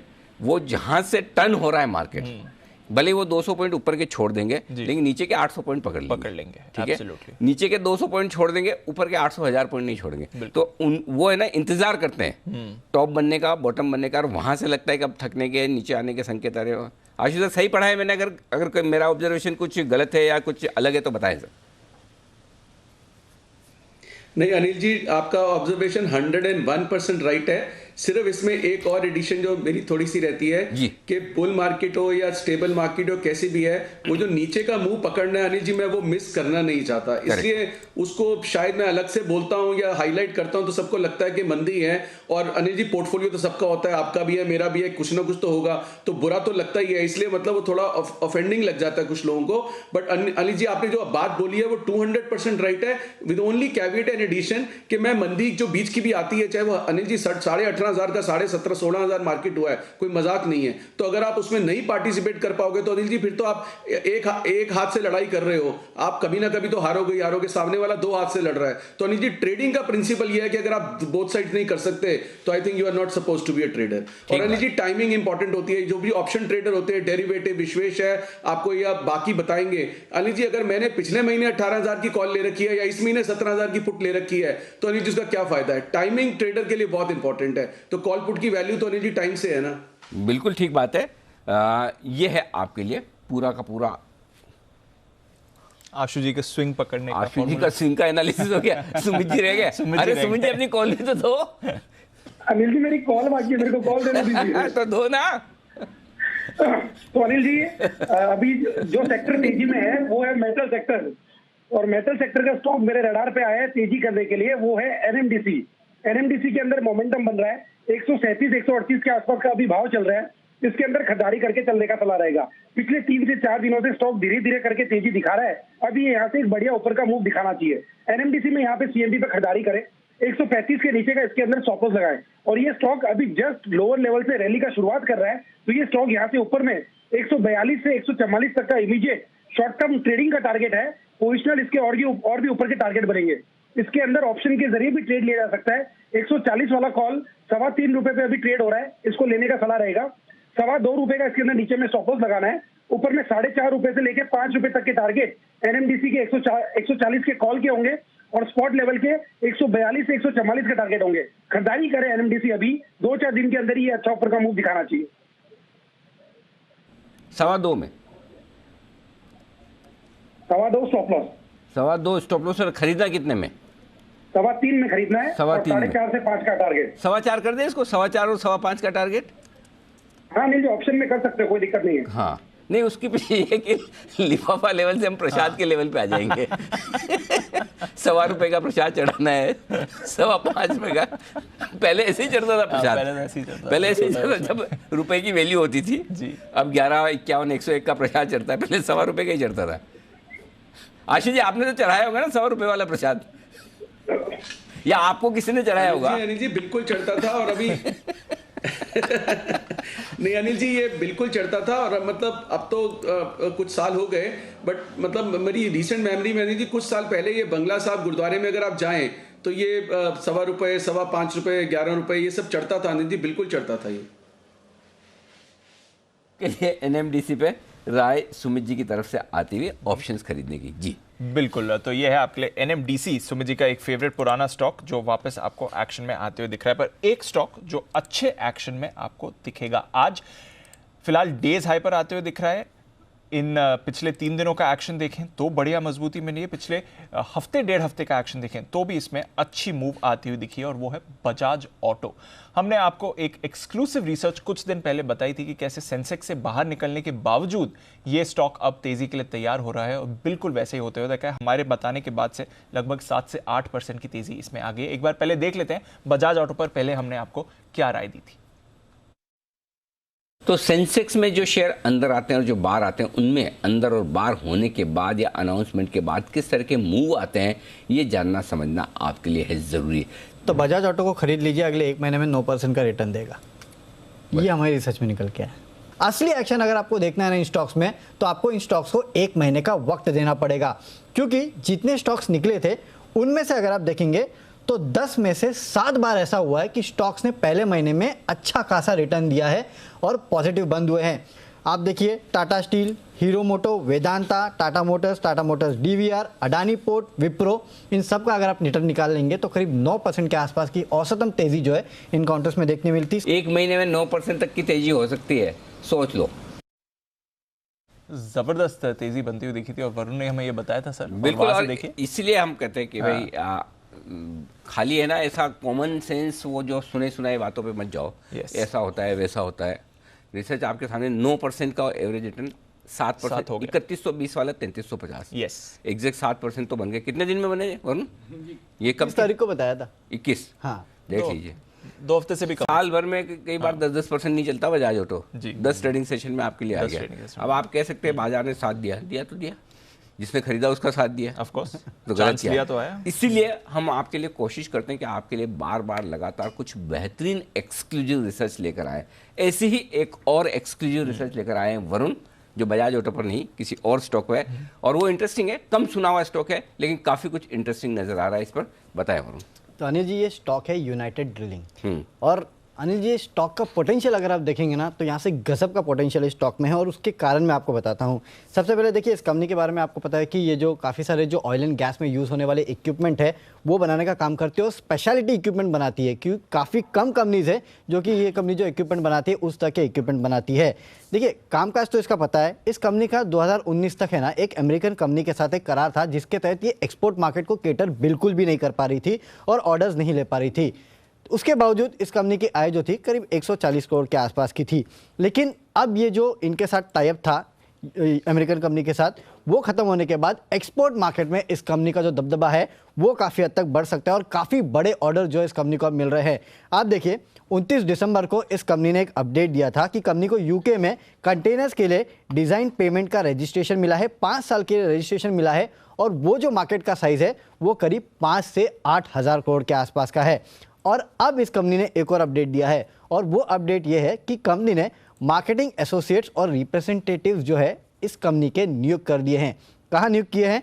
तो इजिप्ट और लीबिया में इन्होंने इन रिप्रेजेंटेटिव्स को नियुक्त किया है। अपने प्रोडक्ट पोर्टफोलियो जो है उसको अब ये इजिप्ट और लीबिया में कहीं ना कहीं एक्सपांड करने वाले हैं, और इसके चलते कंपनी के पास जो ओवरऑल पोटेंशियल है मार्केट का वो करीब 500 करोड़ के आसपास का होगा। यहाँ से काफ़ी सारे ऑर्डर जो है वो कंपनी को मिल सकते हैं, यानी कि ऑलमोस्ट 4-5 दिन पहले करीब 5 से 8 हज़ार करोड़ के आसपास के मार्केट साइज में इस कंपनी ने इंटर किया, और अब और एक 500 करोड़ के आसपास के मार्केट साइज जो है उसके लिए इस कंपनी ने अपने रिप्रेजेंटेटिव जो है वो भेज दिए हैं। इस कंपनी के लिए और भी काफ़ी कुछ है, जैसे कि इस कंपनी का करीब 142 करोड़ के आसपास के रेवेन्यू से कंपनी का वैसे तो प्लान था कि अगले 3 से 4 साल में 500 से 600 करोड़ के आसपास के रेवेन्यू करेंगे, लेकिन एक्सपोर्ट मार्केट जो इस कंपनी के लिए खुला है, उसके चलते 500-600 करोड़ तो कुछ नहीं है। हो सकता है कि 500-600 करोड़ के ऑर्डर एक ही ऑर्डर में इस कंपनी के फुलफिल हो जाए, इस तरह के पोटेंशियल इस कंपनी के पास है। आपको याद होगा कुछ दिनों पहले दिग्गज इन्वेस्टर आशीष कचोलिया जी ने भी इस काउंटर में खरीदारी की थी। करीब 4 लाख शेयर उन्होंने खरीदे थे 357 के रेट पे। इस कंपनी के क्लाइंट्स अगर आप देखेंगे ना तो ONGC, ऑयल इंडिया, रिलायंस, केन एनर्जी, ये तमाम वो कंपनियां हैं जो इस कंपनी की क्लाइंट है। और जब जब कच्चे तेल में उछाल आता है तब तब ऐसी कंपनीज को ऑर्डर्स काफ़ी ज़्यादा मिलते हैं। और आपको तो पता ही है कि कच्चे तेल का टारगेट जो है ग्लोबल बड़े बड़े ब्रोकरेज हाउस का वो $150 के आसपास का भी है। तो काफ़ी सारे ट्रिगर्स है, काफ़ी सारे लिवर्स है जो कि अब प्ले आउट होते हुए नजर आ रहे हैं इस कंपनी के लिए। खासकर एक्सपोर्ट मार्केट बड़ा पोटेंशियल है, यहाँ से बड़ा रनअप जो है काउंटर दिखा सकता है। दो वजह से स्टॉक चला है। एक तो आशीष कचोलिया साहब ने जब खरीदा था और दूसरा पिछले हफ्ते जब जैन साहब ने कहा था। अच्छा, जैन साहब के जेम स्टॉक में भी था और हम भी इसको स्टडी कर रहे थे SIP स्टॉक के लिए, लेकिन शायद उस समय हो नहीं पाया। पता नहीं क्या रीजन से, मुझे याद नहीं आया। अनिल जी, एक बार हमने इसको बताया भी है और हमारे चैनल पे इस कंपनी का मैनेजमेंट आया भी था। हाँ, उन्होंने कहा भी था। करेक्ट। तब उन्होंने ये कहा था कि उनका जो कुछ एक एग्रीमेंट है केन नाम की किसी कंपनी के साथ में, केन न की जो वेदांता वाली केन नहीं, कोई दूसरी केन के साथ है, और वो एग्रीमेंट खत्म होने के बाद ही वो अंतर्राष्ट्रीय बाजारों में उतर पाएंगे। तो आप ये कह रहे हैं कि अब वो एग्रीमेंट खत्म हो चुका है और इनको ऑर्डर्स मिलना शुरू हो गए। सबसे अच्छी बात अनिल जी ये है कि तेजी से अभी पिछले हफ्ते इन्होंने कुछ पेटेंट भी करवाया। राइट, वो यूके में कराया था। 5 साल के लिए इनको रजिस्ट्रेशन का लाइसेंस मिला था और वो मार्केट जो है 5 से 8 हजार करोड़ का अनिल जी, और फिलहाल करीब 140 करोड़ के रेवेन्यूज है इस कंपनी के। उसमें से 10% भी मिल जाएगा तो भी 500-800 करोड़ के आसपास का वो है। लीबिया, इजिप्ट में जहाँ ये जा चुके हैं और इन्होंने अपने रिप्रेजेंटेटिव वहाँ भेज दिए ऑर्डर्स के लिए, और वहाँ का पोटेंशियल साइज 500 करोड़ का है। तो मतलब अभी 150 करोड़ का रेवेन्यू है और 500-600 यानी 4 गुना रेवेन्यू का पोटेंशियल। 500-600 तो यूके, इजिप्ट और लीबिया 500 अलग, 1000 करोड़ तो यही हो गए। री रेटिंग वाली कंपनी है, पूरी तरह से री रेटिंग वाली कंपनी है यूनाइटेड ड्रिलिंग। थोड़ा इस पे और मेहनत की जाए, इसके फाइनेंशियल्स वगैरह डेटा डिगिंग की जाए, थोड़ा देखा जाए, लेकिन on the face of it बहुत स्ट्रॉन्ग नज़र आ रहा है कि 500-600 करोड़ का जैन साहब होते तो मैं जैन साहब से भी राय लेता, नहीं तो कल पूछूंगा। बट वाकई में ये कंपनी, और specially oil and gas space से जुड़ी हुई, ऑयल एंड गैस स्पेस में काम करने वाली, ड्रिलिंग करने वाली कंपनी के लिए इक्विपमेंट बनाने का काम करती है। ये बड़ा हाई एंड टेक्नोलॉजिकल इक्विपमेंट है जो हर कोई आसानी से बना नहीं सकता है। एंट्री बैरियर बहुत है। अब तक इनके लिए दिक्कत ये थी कि बाहर की एक कंपनी के साथ करार था, ये विदेशों में जाकर खुद ऑर्डर ले नहीं सकते थे।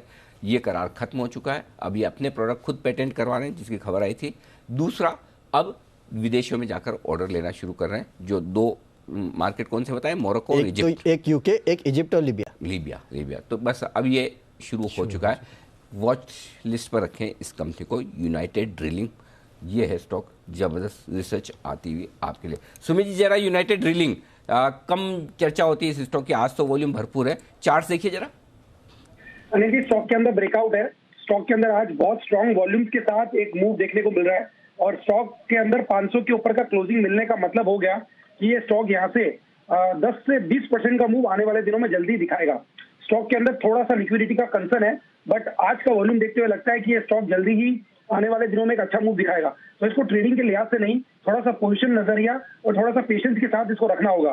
500 के ऊपर क्लोजिंग का मतलब 550 का पहला टारगेट, 600 का दूसरा टारगेट, और ये दोनों टारगेट जल्दी ही आएंगे, टाइम नहीं लगेगा। बिल्कुल, तो ये है आपके लिए United drilling. Exclusive research Varun हमारे लिए लाते हुए कैसे आने वाले समय कंपनी के लिए और बढ़िया हो सकता है। नजर रखेंगे इस काउंटर पर भी, पर नजर रखनी है जो कॉल दे रहे हैं नितिन जी। स्वागत करते हैं निफ्टी के निशानेबाज नितिन मुरारका का।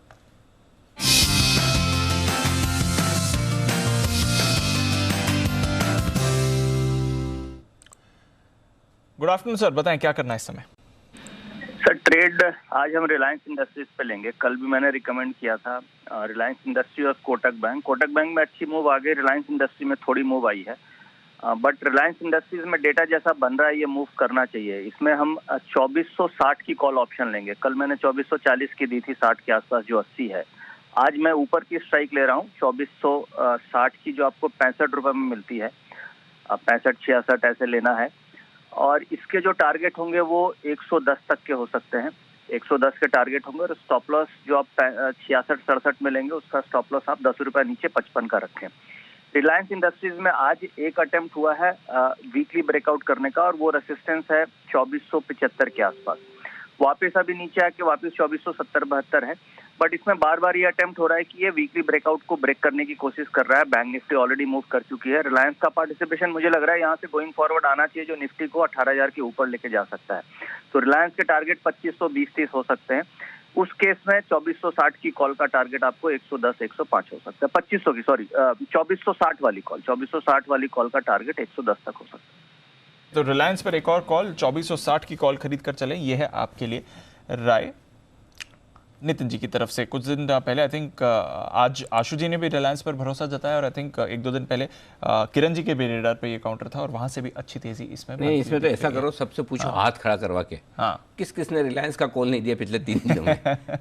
बहुत कम लोगों ने नहीं दिया, बाकी सबने दिया है। बाकी सबने दिया। सो ब्रॉडली मेरे ख्याल से मोटा मोटी सबकी तरफ से कॉल आया है। बिल्कुल। रिलायंस एक स्टॉक किरण जी का पिक ऑफ द डे था बल्कि कल, जहां पर उन्होंने खरीदारी की राय दी थी 2500 के टारगेट्स के लिए। Kiran ji stop loss trail करना है, क्या राय देंगे सर?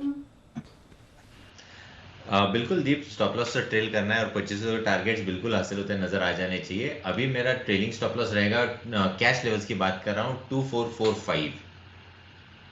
तो स्टॉप लॉस थोड़ा ट्रेल करके 2445 पर ले जाइए और 2500 के टारगेट आने की तैयारी में है। आइए विश्वेश जी के पास चलते हैं, उनकी कॉल है तैयार। बिगुल विश्वेश का विशेष।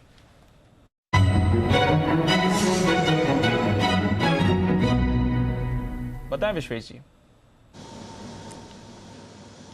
देखिए दीपांशु, मार्केट मेरे हिसाब से अच्छा कर रहा है और कुछ स्टॉक्स है जिन्होंने पुल बैक के बाद थोड़ा सा वीकनेस के साइन दिखा रहे हैं। मैं वहाँ पे कॉन्ट्रैक्ट बैट ले रहा हूँ ऑन अ शॉर्ट साइड। तो अगला कॉल है वो भी है शॉर्ट साइड पे, शॉर्ट करना है SBI कार्ड्स को। स्टॉक में आप देखेंगे तो लास्ट बहुत अच्छी गिरावट आई थी 1100 रुपये से 860 तक। उसके बाद जो उसका पुल बैक आया, वो पुल बैक इतना स्ट्रॉन्ग नहीं है रिलेटिव टू मार्केट। और आज के दिन में जिस हिसाब से मोमेंटम लॉस हो रहा है, मुझे लगता है SBI कार्ड्स में कहीं ना कहीं यहाँ से शायद वापस एक डाउन ट्रेंड रिज्यूम हो सकता है। दैट मीन्स कि अगर मार्केट में पुल बैक आता है तो भी शायद स्टॉक ज़्यादा गिर सकता है। एक्सट्रीमली फेवरेबल रिस्क रिवॉर्ड है, क्योंकि कॉन्ट्रा ट्रेड लेते हो तो रिस्क रिवॉर्ड हमेशा फेवरेबल रहता है। तो मुझे लगता है यहाँ पे 948 मतलब महज 10 रुपये के स्टॉप लॉस से शॉर्ट करना चाहिए। 923 और 910 का टारगेट रहेगा ऑन द डाउन साइड। मुझे लगता है कि मार्केट अगर ब्रीदर लेगा तो वो वीकर स्टॉक्स में ड्रिफ्ट डाउन, तो दैट इज़ वाई शॉर्ट करना है SBI कार्ड को 948 के स्टॉप लॉस से। चलिए, तो कुछ शॉर्ट कॉल्स भी हैं और इस समय SBI कार्ड्स वीक लग रहा है विश्वेश जी को। चलते हैं एक्सपायरी का ऑप्शन लेते हैं सुमित जी की तरफ से।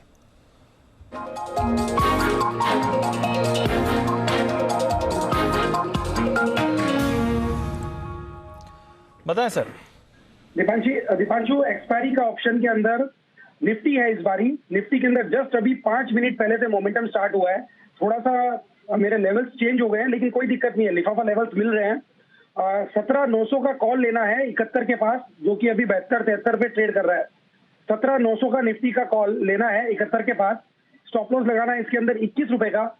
ऊपर में टारगेट बनेगा 121 रुपए का और 151 रुपए का। निफ्टी के अंदर छोटा सा डिप आया, डिप आने के बाद वापस रिबाउंड मारा और डे हाई के पास आ चुका है। डे हाई टूटते ही 18,000 प्लस के लेवल हमें निफ्टी के अंदर देखने को मिलेंगे। और मेरे को तो लगता है जल्दी ही निफ्टी नया लाइफ टाइम हाई लेवल दिखाएगा और 18,500 प्लस के लेवल हमें देखने को मिलेंगे। लेकिन फिलहाल अगर एक्सपायरी की बात करते हैं, 17,900 का कॉल खरीदे, 21 का स्टॉप लॉस लगाए, 121 और 151 का टारगेट। नया लाइफ टाइम हाई बनाएगा पक्का? बिल्कुल अनिल जी, बहुत जल्दी बनाएगा। पुराने वाले का लेवल बताओ कितना है? 18,500 के आसपास है अनिल जी। गलत जवाब। कैसे मतलब? अरे कैसे सुमित जी, ये तो मतलब याद होना चाहिए आपको, कैसे याद नहीं होना चाहिए? अनिल जी, इसका जो लाइफ टाइम हाई लेवल है निफ्टी का 18,604 है। वो तो मिल जाता है आजकल तो वैसा गूगल है ना, ये गूगल के आने के बाद। अनिल जी गूगल नहीं, गूगल के बाद अच्छा चार्ट होगा, गूगल नहीं होगा तो कुछ तो है। हाँ, आजकल क्या वो गुरुओं की वैल्यू ही नहीं रही पहले जमाने वाली, है ना। सब कुछ इधर मिल जाता ढूंढने से, उंगलियों से। चलिए, लेकिन सबसे बड़ी चीज ये तो पता है ना कि ढूंढना कहाँ है। तो सुमित जी ने सही जगह ढूंढा है। तो सुमित जी 18,600 के ऊपर निकलते ही नया लाइफ टाइम 18,604 ये है लाइफ टाइम हाई। ये तो सारे आपको है ना वैसे याद हो जाने चाहिए, जैसे बच्चों के नाम आपको याद रहते हैं ना अपने, उसी तरह से याद रखिएगा। ये लेवल लाइफ टाइम हाई वाला है, यहाँ पर याद रखिएगा। तो निफ्टी नए लाइफ हाई की तरफ बढ़ने को तैयार है। ये है राय सुमित जी की तरफ से आती हुई। जोरदार एक्शन इस वक्त होता हुआ दिख रहा है। कुणाल जी और राकेश जी तैयार है?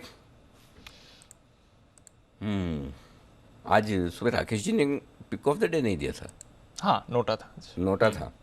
अब अफसोस करूंगा इतनी तेजी के दिन मैंने नोटा क्यों दिया। बढ़िया है, चलिए। लेकिन कल की पिक ऑफ द डे आज ही देने को तैयार है बिगुल।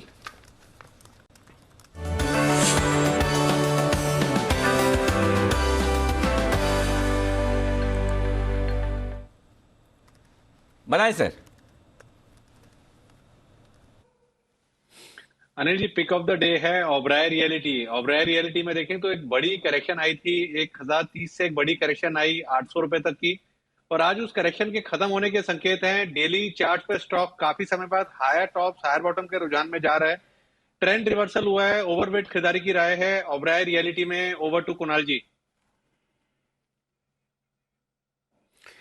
अनिल जी देखिए, आज क्लोजिंग बेसिस पर लगभग 1 दर्जन शेयर में डबल बॉटम पैटर्न बन रहा है और उसका ब्रेकआउट आता हुआ दिख रहा है, और ऐसा ही डबल बॉटम का ब्रेकआउट ओबराय रियल्टी में है। चार्ट बहुत जबरदस्त है। हमें लगता है कि जो करेक्शन हमने देखा कंस्ट्रक्शन स्टॉक्स में वो भी अब खत्म होता हुआ दिखेगा, और रियल्टी स्टॉक्स में भी आपको आने वाले दिनों में तेजी बनते दिखेगी। खरीदारी करनी है ओबराय रियल्टी में। स्टॉप लॉस रख लें 900 पर, 900 रुपए पर छोटा स्टॉप लॉस रखें। पहला टारगेट होगा 942 रुपए का 942, इवेंचुअल टारगेट 960 रुपए का 960 का है। खरीदारी करनी है ओबराय रियल्टी। ओके, तो 942 960 के टारगेट्स के लिए खरीदारी करके चलें ओबराय रियल्टी। आई थिंक अभी थोड़ी देर पहले सचिन जी के भी रेडार पर नहीं, सचिन जी 950 के टारगेट्स की बात कर दी। करेक्ट। तो धन्यवाद दे दो। सचिन जी तो देंगे धन्यवाद। सचिन जी धन्यवाद देंगे राकेश जी कुणाल जी को sir. Yes, thank you Rakesh ji Kunal ji. I think मेरे टारगेट्स भी अभी जल्दी अचीव हो जाएंगे। बिल्कुल, तो सचिन जी के टारगेट्स की तरफ जा रहा है और फिर वहां से और बड़े टारगेट्स की बात 960 तक के फाइनल लेवल चार्ट कॉर्नर के टारगेट्स आपके लिए आते हुए दिख रहे हैं इस काउंटर पर। और जो थीम बजट से पहले आइडेंटिफाई करी है वहां पर भी एक बार डाल दीजिए नजर। सारे के सारे एग्री स्टॉक्स एक बार फिर से फोकस में आ रहे हैं। एनएफएल पर एक अच्छी मूव अभी थोड़ी देर पहले आपको आती हुई दिखी थी, अपने लेवल्स भी होल्ड करते हुए दिख रहा है ये काउंटर, तो नजर रखिए इन काउंटर्स पर। HFCL इस पर भी तेजी आई है। एक स्टॉक और BEML, अगेन राकेश जी कुणाल जी को भी पसंद है, सचिन जी ने भी इस पर पहले बात करी, सुमित जी की भी इस पर कॉल आई थी। BEML आज फिर से अच्छी तेजी में आते हुए दिख रहा है। 1850 के लेवल्स इस समय BEML पर आपको आते हुए दिखेंगे। सुमित जी क्या करना है आप BEML पर? दीपांशु, कल ही तो दिया था ये स्टॉक 1700 पे है, जिसके अंदर टारगेट दिए थे 1825 के। आप देखिए स्टॉक 100-125 पॉइंट का मूव एक दिन के अंदर दिखा रहा है, और कल ही कहा था कि ये स्टॉक एक करेक्शन के बाद एक बढ़िया मूव दिखाने को तैयार है। अब कल वाले टारगेट तो आज अचीव हुए हैं। ट्रेलिंग स्टॉप लॉस लगा के कैरी करें, अभी भी पोजीशंस को होल्ड करें। 1850 का लेवल टूटने पे 1900 और फिर 2000 के लेवल दिखाएगा BML। पोजीशंस होल्ड करें, ट्रेलिंग स्टॉप लॉस लगा के कैरी करें। पोजीशंस होल्ड करें और ट्रेलिंग स्टॉप लॉस लगा के कैरी करें। फिर से मूवमेंट में आ रहा है BEML। रियल एस्टेट की बात थी, अभी आशु जी ने बात भी करी थी DLF, जहां पर उनको मोमेंटम वापस बनते हुए दिख रहा है। DLF पर कॉल भसीन साहब की भी आई थी, माफ कीजिए भसीन साहब की अभी आई थी, पहले आशु जी की तरफ से आ चुकी है। और IB रियल इस पर एक बार फिर से एक मूव आती हुई दिख रही है। किरण जी, IB रियल फिर से थोड़ा मोमेंटम है करेक्शन के बाद, अब जब बाकी रियल एस्टेट मूव कर रहे हैं तो IB रियल की क्या राय बनती है सर? बिल्कुल, एक अच्छा बेस बिल्डिंग फॉर्मेशन हो चुका है, और मेरा मानना है कि 165 एक छोटा सा रेजिस्टेंस है, ये एक बार निकल जाए तो इस स्टॉक में वापस एक बार मोमेंटम देखने को मिलेगा, और फिर 185 195 जो रीसेंट हाइज थे वो टेस्ट होते नजर आ जाएंगे। तो 165 के ऊपर मुझे लगता है कि जिन्होंने नहीं लिया है उनको लेने की सलाह होगी। India Bulls Real Estate. Vishwesh ji, SAIL Steel Authority ये भी अब मोमेंटम में वापस आते हुए दिख रहा है। 110 के बाद अब 113 के लेवल्स पर सेल, डेज हाई पर। यहां से BTST कोई व्यू बनता है इस पर? मेरे हिसाब से BTST तो डेफिनेटली बनता है दीपांशु, बिकॉज 110 के कॉल में 73 लाख शेयर्स का ओपन इंटरेस्ट है, और अगला सीधा ओपन इंटरेस्ट है 120 में 1 करोड़ 10 लाख का। तो मुझे लगता है कि that is something which is one can be execute. लेकिन यहाँ पे सेल पे जो व्यू लेना चाहिए मेरे हिसाब से, I was listening to Varinder also, 100 rupees पे जिस हिसाब से बहुत स्ट्रॉन्ग बेस बनाया है, अगर मेटल में अगली रैली आती है तो I think SAIL is heading 150 odd level. तो मुझे लगता है थोड़ा सा मीडियम टर्म आउटलुक रख के सेल को डिलीवरी में लेना चाहिए। I think along with market it can perform. BTST तो डेफिनेटली मुझे अच्छा लग ही रहा है।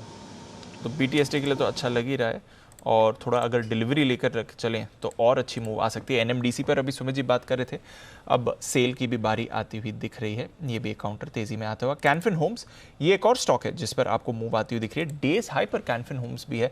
कुछ लॉन्ग फॉरगॉटन स्टॉक और रीसेंट करेक्शन में जो भारी पिटाई हुई थी वो सारे स्टॉक्स अब रीबाउंड करते हुए दिख रहे हैं। कैनफिन होम्स, बंसल जी जरा इस पर अपनी राय दें।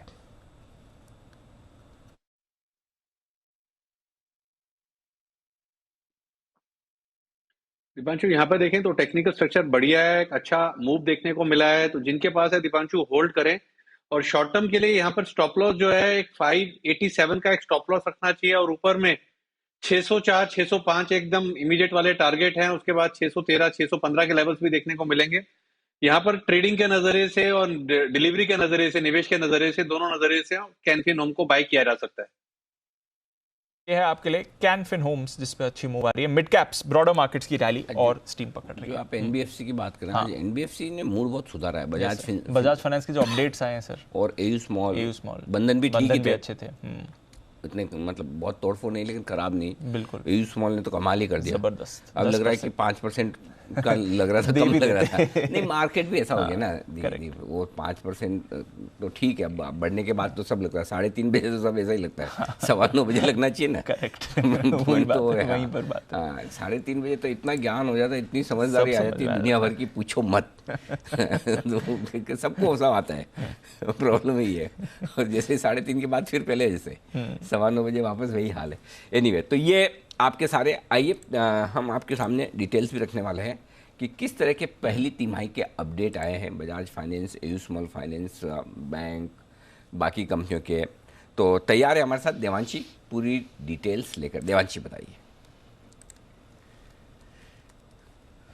बिल्कुल अनिल सर, आप देखिए आज वाई नंबर्स ही जो अपडेट्स आते हुए दिख रहे हैं थर्ड क्वार्टर के, वो सिर्फ वाई अच्छे नहीं है लेकिन तिमाही आधार पर भी बहुत ज़्यादा अच्छे हैं, जो कि हम बहुत समय के बाद देख रहे हैं। और इसके चलते भी काफ़ी ज़्यादा सुधार आपको स्टॉक्स में आता हुआ दिख रहा है। उसमें भी आप देखिए एयू स्मॉल फाइनेंस बैंक और बजाज फाइनेंस जो नंबर्स आते हुए दिखे वो काफ़ी ज़्यादा पॉजिटिव हैं। सबसे पहले शुरुआत बजाज फाइनेंस से करते हैं। आप देखिए इनके जो नए लोन्स हैं उसमें हम देख रहे हैं तिमाही आधार पर करीब 17.5% तक की तेजी आती हुई दिख रही है, और साथ ही इनके वाई बेसिस पर देखें तो 23% तक की बढ़त आती हुई दिखी है। कुल डिपॉजिट्स बढ़ते हुए दिखे हैं वाई बेसिस पर करीब 26% तक की बढ़त आती हुई दिखी है, और जो टोटल एयूएम है उसमें भी एक बढ़त आती हुई दिखी है, करीब 26% की वाई बेसिस पर और करीब 9% की तिमाही आधार पर, जो कि काफ़ी पॉजिटिव नंबर है। इसके साथ ही अगर एयू स्मॉल फाइनेंस बैंक की बात करें तो आप देखिए इनका जो टोटल एयूएम है वो करीब 11% तक तिमाही आधार पर बढ़ता हुआ दिखा है, और साथ ही अगर आप सालाना आधार पर देखते हैं तो टोटल एयूएम में करीब 27% तक की बढ़त आती हुई दिखी है। डिपॉजिट्स में भी 49% तक की बढ़त सालाना आधार पर आती हुई दिखी है। डिस्बर्समेंट्स काफ़ी स्ट्रॉन्ग इस तिमाही में आते हुए दिखे हैं, तो इससे थोड़ा सा कॉन्फिडेंस आता हुआ दिख रहा है कि डिस्बर्समेंट्स धीरे धीरे एनबीएफसीज के भी बढ़ते हुए दिख रहे हैं। 34% तक की बढ़त वाई बेसिस पर है, और साथ ही क्वार्टर बेसिस पर भी आप देखें करीब 59% की बढ़त डिस्बर्समेंट्स में आती हुई दिख रही है, और इसका जो इम्पैक्ट है वो आपको टॉप लाइन और बॉटम लाइन में देखने मिल सकता है। ग्रॉस एडवांसेस सालाना आधार पर 33% तक बढ़ते हुए दिखे हैं। एयू स्मॉल फाइनेंस के कॉस्ट ऑफ फंड्स में सुधार देखने मिला है, जो कि काफ़ी पॉजिटिव है, और साथ ही इनका जो क्रेडिट कार्ड कारोबार है उसमें अब थोड़ा सा अट्रैक्शन आता हुआ दिख रहा है, जो कि इस बैंक के लिए पॉजिटिव है। बंधन बैंक, यहाँ पे आप देखिए इनके जो लोन्स एंड एडवांसेस हैं क्वार्टर बेसिस पर 9%, वाई बेसिस पर 11% तक की बढ़त है। टोटल डिपॉजिट्स में भी हम देख रहे हैं सालाना आधार पर करीब 19% तक की बढ़त आती हुई दिखी है। इंटरेस्टिंग पॉइंट ये है कि इनका जो MFI पोर्टफोलियो है, जहाँ पे सबसे ज़्यादा दिक्कतें चलती हुई दिख रही है, वहाँ पे कलेक्शन एफिशिएंसी में सुधार देखने मिला है। 91% तक कलेक्शन एफिशिएंसी आई है, जो कि पिछले तिमाही में 86% थी, और इसके चलते बंधन बैंक को जो फोकस है वो आज बनता हुआ दिख रहा है। तो ये है आपके लिए बिजनेस अपडेट्स बंधन की तरफ से, एयू स्मॉल फाइनेंस बैंक की तरफ से, end of course Bajaj finance की तरफ से, और वहाँ का आप रिएक्शन देख रहे हैं। इनफैक्ट आई कुछ और कॉल्स भी लेते हैं। फाइनेंशियल जो बढ़िया मोमेंटम है उसी में एक कॉल दे रहे हैं सुमित जी, सुमित का सुपर हिट।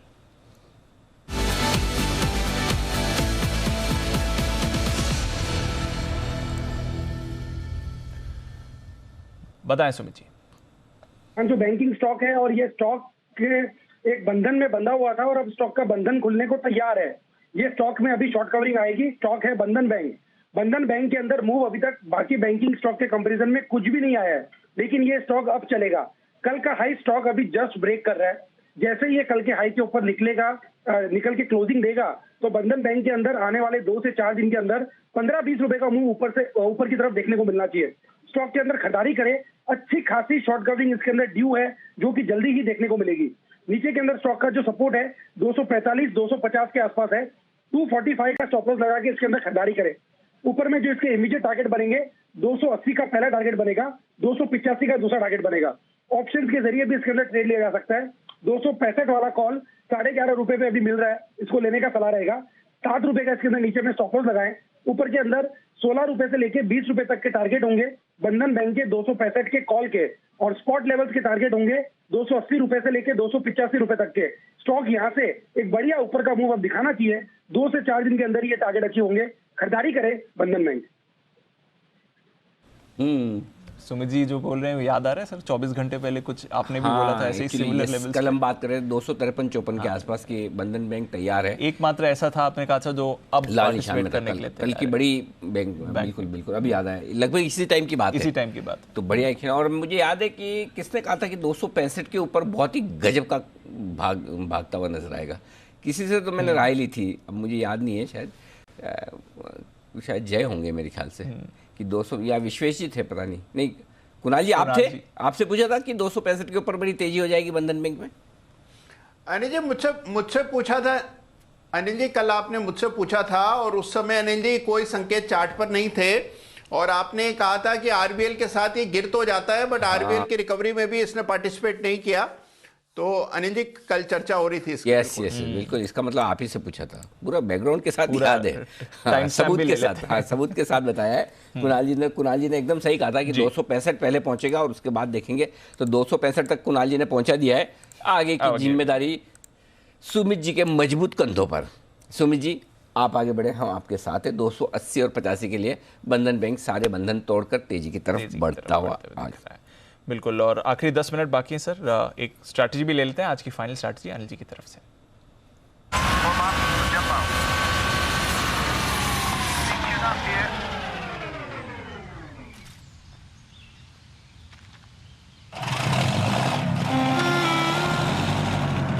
आने वाली खुशी के लिए एक ख्याल ही काफी है। इबिक्स कैश हर खुशी के लिए काफी है।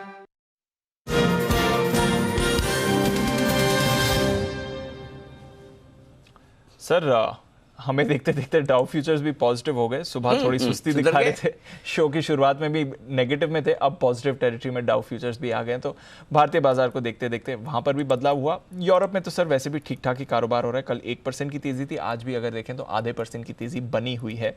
तो ग्लोबल मार्केट्स तो ठीक मूड माहौल में है, हमारे बाजार जबरदस्त तेजी में। क्या करके जाना है कल?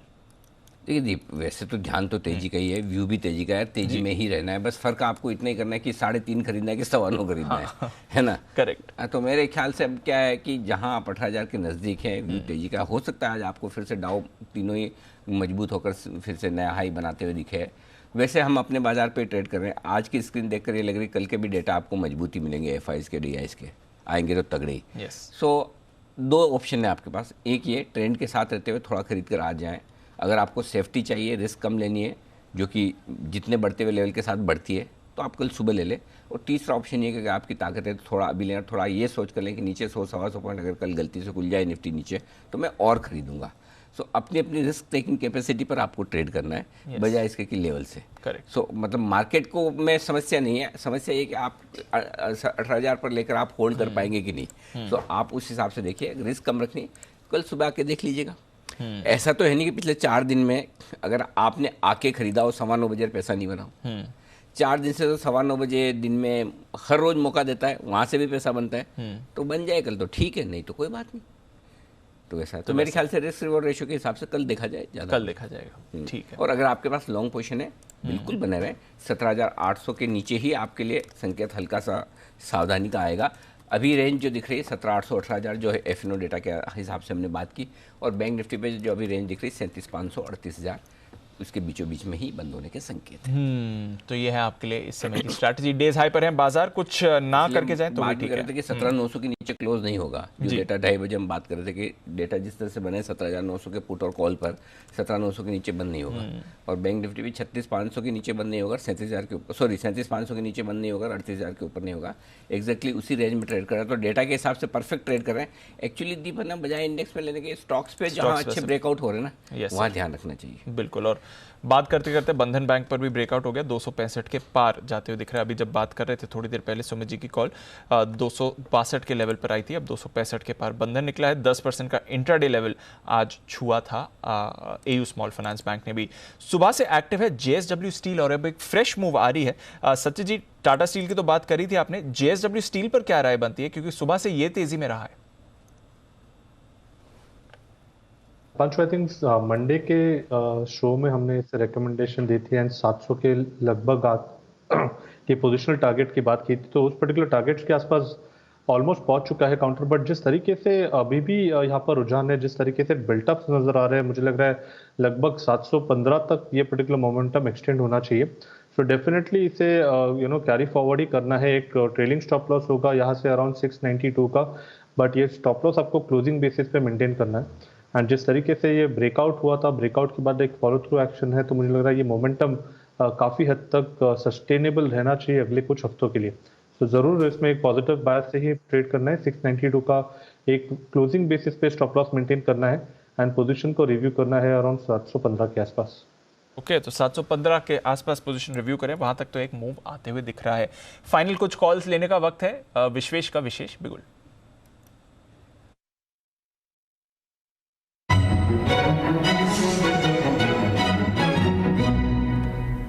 बताएं सर। दीपांशु, देखिए कुछ स्टॉक्स में क्लोजिंग बेसिस पे काफ़ी अच्छा फॉलोअप देखा जा रहा है। One of the stock is Hindustan aeronautics, 127072 के आसपास चल रहा है फ्यूचर में। मुझे लग रहा है एक्सट्रीमली गुड रिस्क रिवॉर्ड है, लॉन्ग कैरी करने के लिए काइंड ऑफ मॉर्निंग में आपको गेन मिल सकता है। बहुत छोटा स्टॉप लॉस है, 1245 का स्टॉप लॉस। टारगेट रहेंगे 1300 और 1325 पे। 1325 के टारगेट्स आपको आते हुए दिख रहे हैं। आई थिंक सुमित जी ने भी इस पर कुछ दिन पहले रिकमेंडेशन दी थी और एक अच्छी पोएम भी बनाई थी इस पर। सुमित जी, टारगेट्स आ गए? हल का फल। हाँ। मैंने भी बोला जल्दी मिलेगा इसका अच्छा फल। हाँ। ये थी। मैंने भी तो कुछ बोला था उस पर, सुमित जी याद नहीं? हमारे सारे प्रयास हुए निष्फल। बताएं सर। बीमारी नहीं, इसका कोई हल। हाँ, सुमित जी की बीमारी का नहीं कोई हल, हमारे सारे प्रयास हुए निष्फल। तो बताएं सुमित जी, हल पर अपनी राय। अनिल जी, हल के अंदर ब्रेकआउट है, जितना मिल रहा है वो या तो ट्रेलिंग स्टॉप लॉस लगा के होल्ड करे या बुक करे, लेकिन विश्वेश जी ने जो दिया है वो अभी वैलिड है। स्टॉक यहाँ से और ऊपर का मूव दिखाना चाहिए।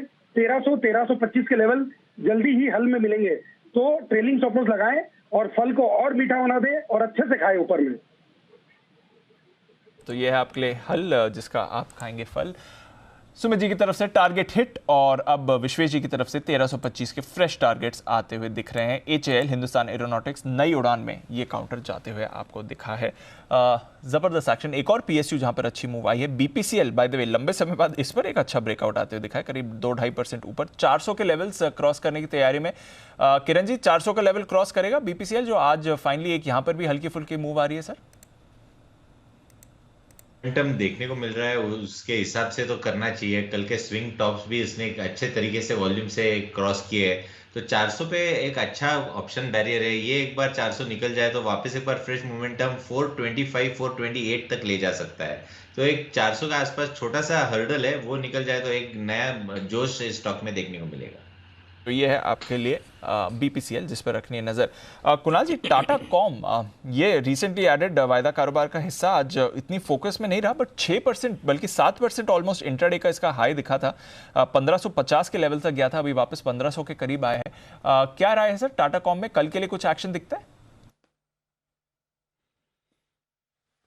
देखिए, स्ट्रक्चर बहुत स्ट्रांग है दीपांशु, हम लोग बहुत बुलिश हैं टाटा कम्युनिकेशन में। केवल एक समस्या यह है कि यहाँ पर एक रेजिस्टेंस है 1520 रुपए के आसपास, जो कि 3-4 बार स्टॉक ने कोशिश की है पार करने की, अभी तक नहीं कर पाया है। लेकिन मुझे लगता है कि थोड़ा सा ये लेवल पार हो जाए तो फिर इसमें एक बड़ा ब्रेकआउट आएगा, बड़ी तेजी बनेगी। तो स्टॉक पर बिल्कुल निगाह रखनी चाहिए। 1520 के ऊपर अगर डेली क्लोज आता है तो हमारी पुरजोर खरीदारी की राय होगी। तो 1520 के ऊपर अगर क्लोजिंग आती है तो फिर फ्रेश खरीदारी की राय भी इस पर आएगी।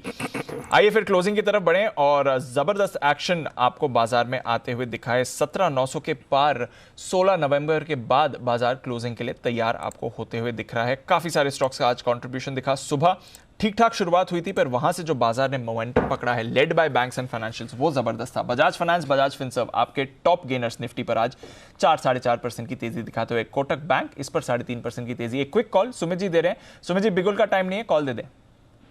कोई बात नहीं दीपांशु, जो स्टॉक मेरे रडार में है उसको करें बाय। स्टॉक का नाम है हुल, इसमें तेजी आएगी फुल। HUL हिंदुस्तान यूनिलीवर 2410 2415 का अभी भाव है। ये स्टॉक एक अच्छी तेजी दिखाने को तैयार है। 2350 का नीचे में इसमें स्टॉप लॉस लगाएं। 2450 और 2500 ये शॉर्ट टर्म के ट्रेडिंग के टारगेट होंगे। ऊपर में मेरे को लगता है 2600 रुपए तक के लेवल आने वाले दिनों में HUL के अंदर देखने को मिल सकते हैं। खरीदारी करें 2450 से 2500 के इमीडिएट शॉर्ट टर्म ट्रेडिंग के टारगेट के लिए HUL में। ओके, तो ये है आपके लिए HUL ट्रेडिंग के लिए भी और थोड़ा पोजिशनल बेसिस पर भी अच्छे टारगेट्स आ रहे हैं।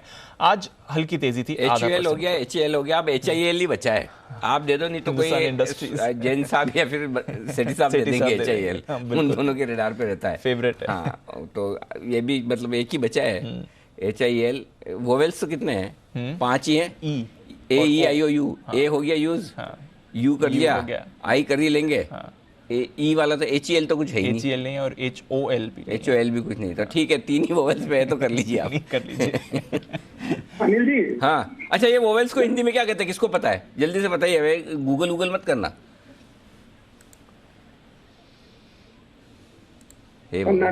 हाँ,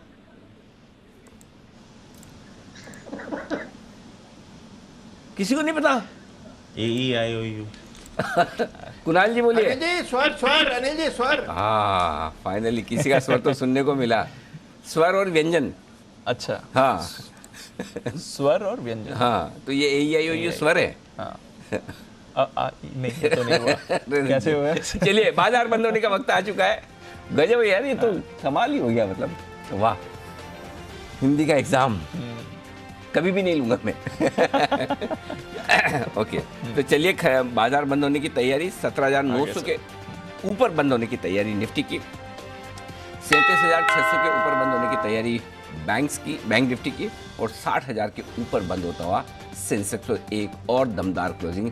ये हफ्ते तीनों ही दिन बाजार डे हाई पर बंद होते हुए दिख रहे हैं। और शुक्रवार से गिने तो इस सीरीज में 4 के 4 दिन बाजार डे हाई पर बंद होते हुए आपको नजर आ रहे हैं। यह है आपके लिए प्रोविजन क्लोजिंग। ठीक है, बाजार बंद होने के बाद का एक्शन आपको बता दिया जाए। एमफी के ताजा आंकड़ों के मुताबिक इक्विटी में निवेशकों का भरोसा जबरदस्त बढ़ा है। खासतौर से निवेशकों ने लार्ज कैप कैटेगरी में बढ़ चढ़कर निवेश किया। तो नए साल में कहाँ निवेश होगा आपके लिए फायदेमंद, लार्ज कैप में निवेश के क्या है फायदे और नए निवेशकों के लिए क्या नई निवेश की गाइडलाइंस होनी चाहिए साल 2022 में। 6:30 बजे लार्ज कैप में बड़ा निवेश। हमारे साथ ये स्पेशल शो जुड़ेंगी SBI म्यूचुअल फंड के equity fund manager Sohini Adani. Bharat सरकार ने होम आइसोलेशन के नियमों में किया है बदलाव। अब सिर्फ 7 दिनों का होम आइसोलेशन होगा। भारत से पहले अमेरिका में क्वारंटीन के नियमों में भी बदलाव हुआ है। इसे घटाकर 7 से 5 दिन कर दिया गया है। लेकिन WHO ने कहा कि कोरोना भले ही 7 दिनों में खत्म हो रहा हो, क्वारंटाइन 14 दिन का ही रखा जाए। ऐसे में सवाल ये कि आइसोलेशन की अवधि कम करने से क्या कोरोना का खतरा बढ़ेगा? आज हम बात करेंगे इंडिया 360 डिग्री में होम आइसोलेशन की अवधि को कम करने का विश्लेषण। जानेंगे क्या है फायदे, क्या है नुकसान, क्वारंटीन का नया रूटीन। ये है आज का हमारा कवर स्टोरी। रात 8 बजे का मिस मत कीजिएगा। आइए, कोरोना ने दुनिया भर में कामकाज के तरीके को फिर से बदल दिया है। वर्क फ्रॉम होम धीरे धीरे मन मारकर ही सही फिर से हकीकत बनता हुआ दिख रहा है। लेकिन वर्क फ्रॉम होम को लेकर कर्मचारियों की काफ़ी शिकायतें रहती हैं। वैसे उन्हें रोजाना ओवर टाइम करना पड़ता है, बॉस कभी भी फ़ोन कर देता है, कभी भी कौन शुरू हो जाती है वगैरह वगैरह। किसने लिखा है ये? प्रोड्यूसर कौन है जिन्होंने स्क्रिप्ट लिखी है? दिल की बात है। ओके, ऐसे में सरकार वर्क फ्रॉम होम पर गाइडलाइंस जारी करने जा रही। वेरी गुड, अच्छी बात है, मोस्ट वेलकम। इस गाइडलाइन पर सरकार ने लोगों से सुझाव भी मांगे हैं। आज शाम 5 बजे आपकी खबर आपका फ़ायदा में हम इसी पर करेंगे चर्चा और जानेंगे कि सरकार जो नियम बना रही है वो कितने प्रैक्टिकल हैं, सरकार को इसमें क्या क्या शामिल करना चाहिए ताकि कर्मचारियों और कंपनियों के बीच में एकदम बैलेंस बना रहे, कंपनियों पर कंप्लायंस का बोझ भी ना बढ़े। हमारे साथ कार्यक्रम में शामिल होंगे Vikram Shroff, head HR law, Nishith Desai and associates, और अमित वडेरा साहब होंगे, हेड बिजनेस टीम लीड। और शाम 5 बजे आपकी खबर आपका फ़ायदा में हम करेंगे इस पर बात, घर से काम नियम आसान। कैसे हेडलाइन, ये तो बढ़िया जोरदार काम है, ये बढ़िया है बिल्कुल। इसको लागू कैसे किया जाएगा, लागू कैसे किया जाए? फॉर एग्जाम्पल जैसे अगर सब लोग इन्होंने बोला कि चलो आप वर्क फ्रॉम होम कर रहे हो, जैसे आपका वर्किंग आवर्स कितना, सुबह 6 बजे से, सुबह 6 बजे से शाम को 4 बजे, मैं कितनी बजे तक फ़ोन कर सकता हूँ? मतलब एक अपर लिमिट होगी, कोई तो रखना पड़ेगा ना, तो मतलब उसमें बताना पड़ेगा कि फ़ोन कितनी बजे तक। ऐसे कोई आई थिंक वो कुछ ऐप आ जाएगी कि ऑटोमेटिकली बॉस का नंबर ब्लॉक हो जाएगा, उसमें सीधे बॉस का फोन आएगा। हिंदुस्तान में तो ऐसा होने लगा। अच्छा बाय द वे, सारे हिंदुस्तान के जितने लोग दुनिया भर में जो है ना बड़ी बड़ी कंपनियों में, वो सब फॉर्च्यून 500 कंपनियों में जो ऊंचे ऊंचे पदों पे बैठे ना, वो इसीलिए बैठे हैं। हमारे इंडियन लोगों की आदत है दिन रात काम करने की। वो बाहर के यूरोप अमेरिका के लोग क्या है, वो मंडे टू फ्राइडे 9 से 5 वाले लोग हैं और 5 बजे ऑफ, कंपनी जाए बाहर में टाइप। हमारे यहाँ तो भाई दिल लगा के करते हैं काम, ऐसा है ना, इसलिए वो आगे भी बढ़ते हैं, पूरी दुनिया पे छाए हुए हैं। देखो क्या होता है। चलिए गाइडलाइंस बनेगी, मजा आएगा। किसी को कोई, आप में से किसी को कोई सुझाव, स्पेशली जो जॉब में, जैसे कुणाल जी तो अपने मर्जी के मालिक है, बंसल जी भी शायद जॉब, हाँ मर्जी के मालिक है, किरण जी भी ठीक है, विश्वेश जी भी खुद के ही हैं, सुमित जी और या आशु सर है हमारे जॉब में। सर आपके कोई सुझाव? सचिन जी भी हैं। अनिल जी बेसिकली कुछ भी कर लो, जो एफिशिएंसी लेवल ऑफिस जाके बनता है ना, वो कहीं पे भी नहीं बन सकता। और मतलब जिस तरह के ट्रेड में हम हैं, मतलब अगर हम मतलब ऑलरेडी किसी ऐसी बिजनेस में है कि सब कुछ सेट है, चल रहा है, कोई एक्विजिशन नहीं करनी, नया काम नहीं लाना, नई सेल्स नहीं करनी, तो कोई प्रॉब्लम नहीं है। लेकिन अनिल जी ये जो साइकिल है ना, और वो जो सर्विस है वो भी बहुत कॉम्प्रोमाइज होती है। अनिल जी आप एक सिंपल डीलिंग रिंग का लगाइए, अगर एक का फोन बज रहा है, दूसरे का बिजी है, तो वो उसको कहता है उठा ले, उसको कहता है इनको कॉल बैक कर ले, सब अपने अपने घर बैठे होंगे। तो Anil ji as far as our trade is concern, the efficiency level is drastically hit because of work from home. ये बात तो सही है। देखो जो मजा स्टूडियो में आकर शो करने का है, वाइब्रेंस से जो न्यूज़ रूम की 100%, और ये तो ऐसा हो गया कि शो यहाँ मतलब आप घर पे बैठ के करें और यहाँ करें में जो वही फ़र्क है, यहाँ बैठ के मेडिटेशन करें बजाय कोई नदी के किनारे या पहाड़ के ऊपर जाकर, वहाँ के लिए वो माहौल सही है, यहाँ के लिए आपको एनर्जी वाला माहौल चाहिए। एब्सोल्युटली सर, वो तो है। बात तो सही है, फर्क आता है। बट ठीक है, काम चलाने के लिए ठीक है। अगर मुसीबत ज़्यादा बड़ी है तो ठीक है, जैसे तैसे वर्क फ्रॉम होम से काम चलाएं। लेकिन आइए, सरकार इस पर नियम बनाने की तैयारी में। अच्छी बात है, नियम बनने चाहिए हर एक चीज़ के, और बन भी रहे। आपके भी अपने कोई सुझाव है तो मुझे ना भेजें, सरकार को ही भेजें सीधे सीधे। नियम वहाँ पर बन रहे हैं तो ज़रूर भेजें। और आप शाम का शो ज़रूर देखें, आज शाम 5 बजे, ये बेहद इंटरेस्टिंग। ब्रेक का वक्त है, जल्द लौटेंगे। इजाज़त लेंगे पहले कुणाल जी, राकेश जी और आशु सर, आप तीनों का बहुत बहुत शुक्रिया, और विश्वेश जी, सुमित जी और साथ ही किरण जी का भी दिल से धन्यवाद। सचिन जी का बहुत बहुत शुक्रिया हमारे लिए वक्त निकालने के लिए। कल सुबह, कल तो हफ्ते की एक्सपायरी है, मज़ेदार सेशन होगा, वीकली एक्सपायरी हो गई। 4 दिन तक बढ़िया धुआंधार तेजी इस नए सीरीज में और इस वीकली सीरीज में भी। तो आइए, कल का सेशन रहेगा बेहद इंपॉर्टेंट, बेहद इंटरेस्टिंग। 18,000 पार करेंगे या नहीं, करेंगे तो टिकेंगे या नहीं, टिकेंगे तो बंद होंगे या नहीं, ढेर सारे सवाल है कल के सत्र के लिए।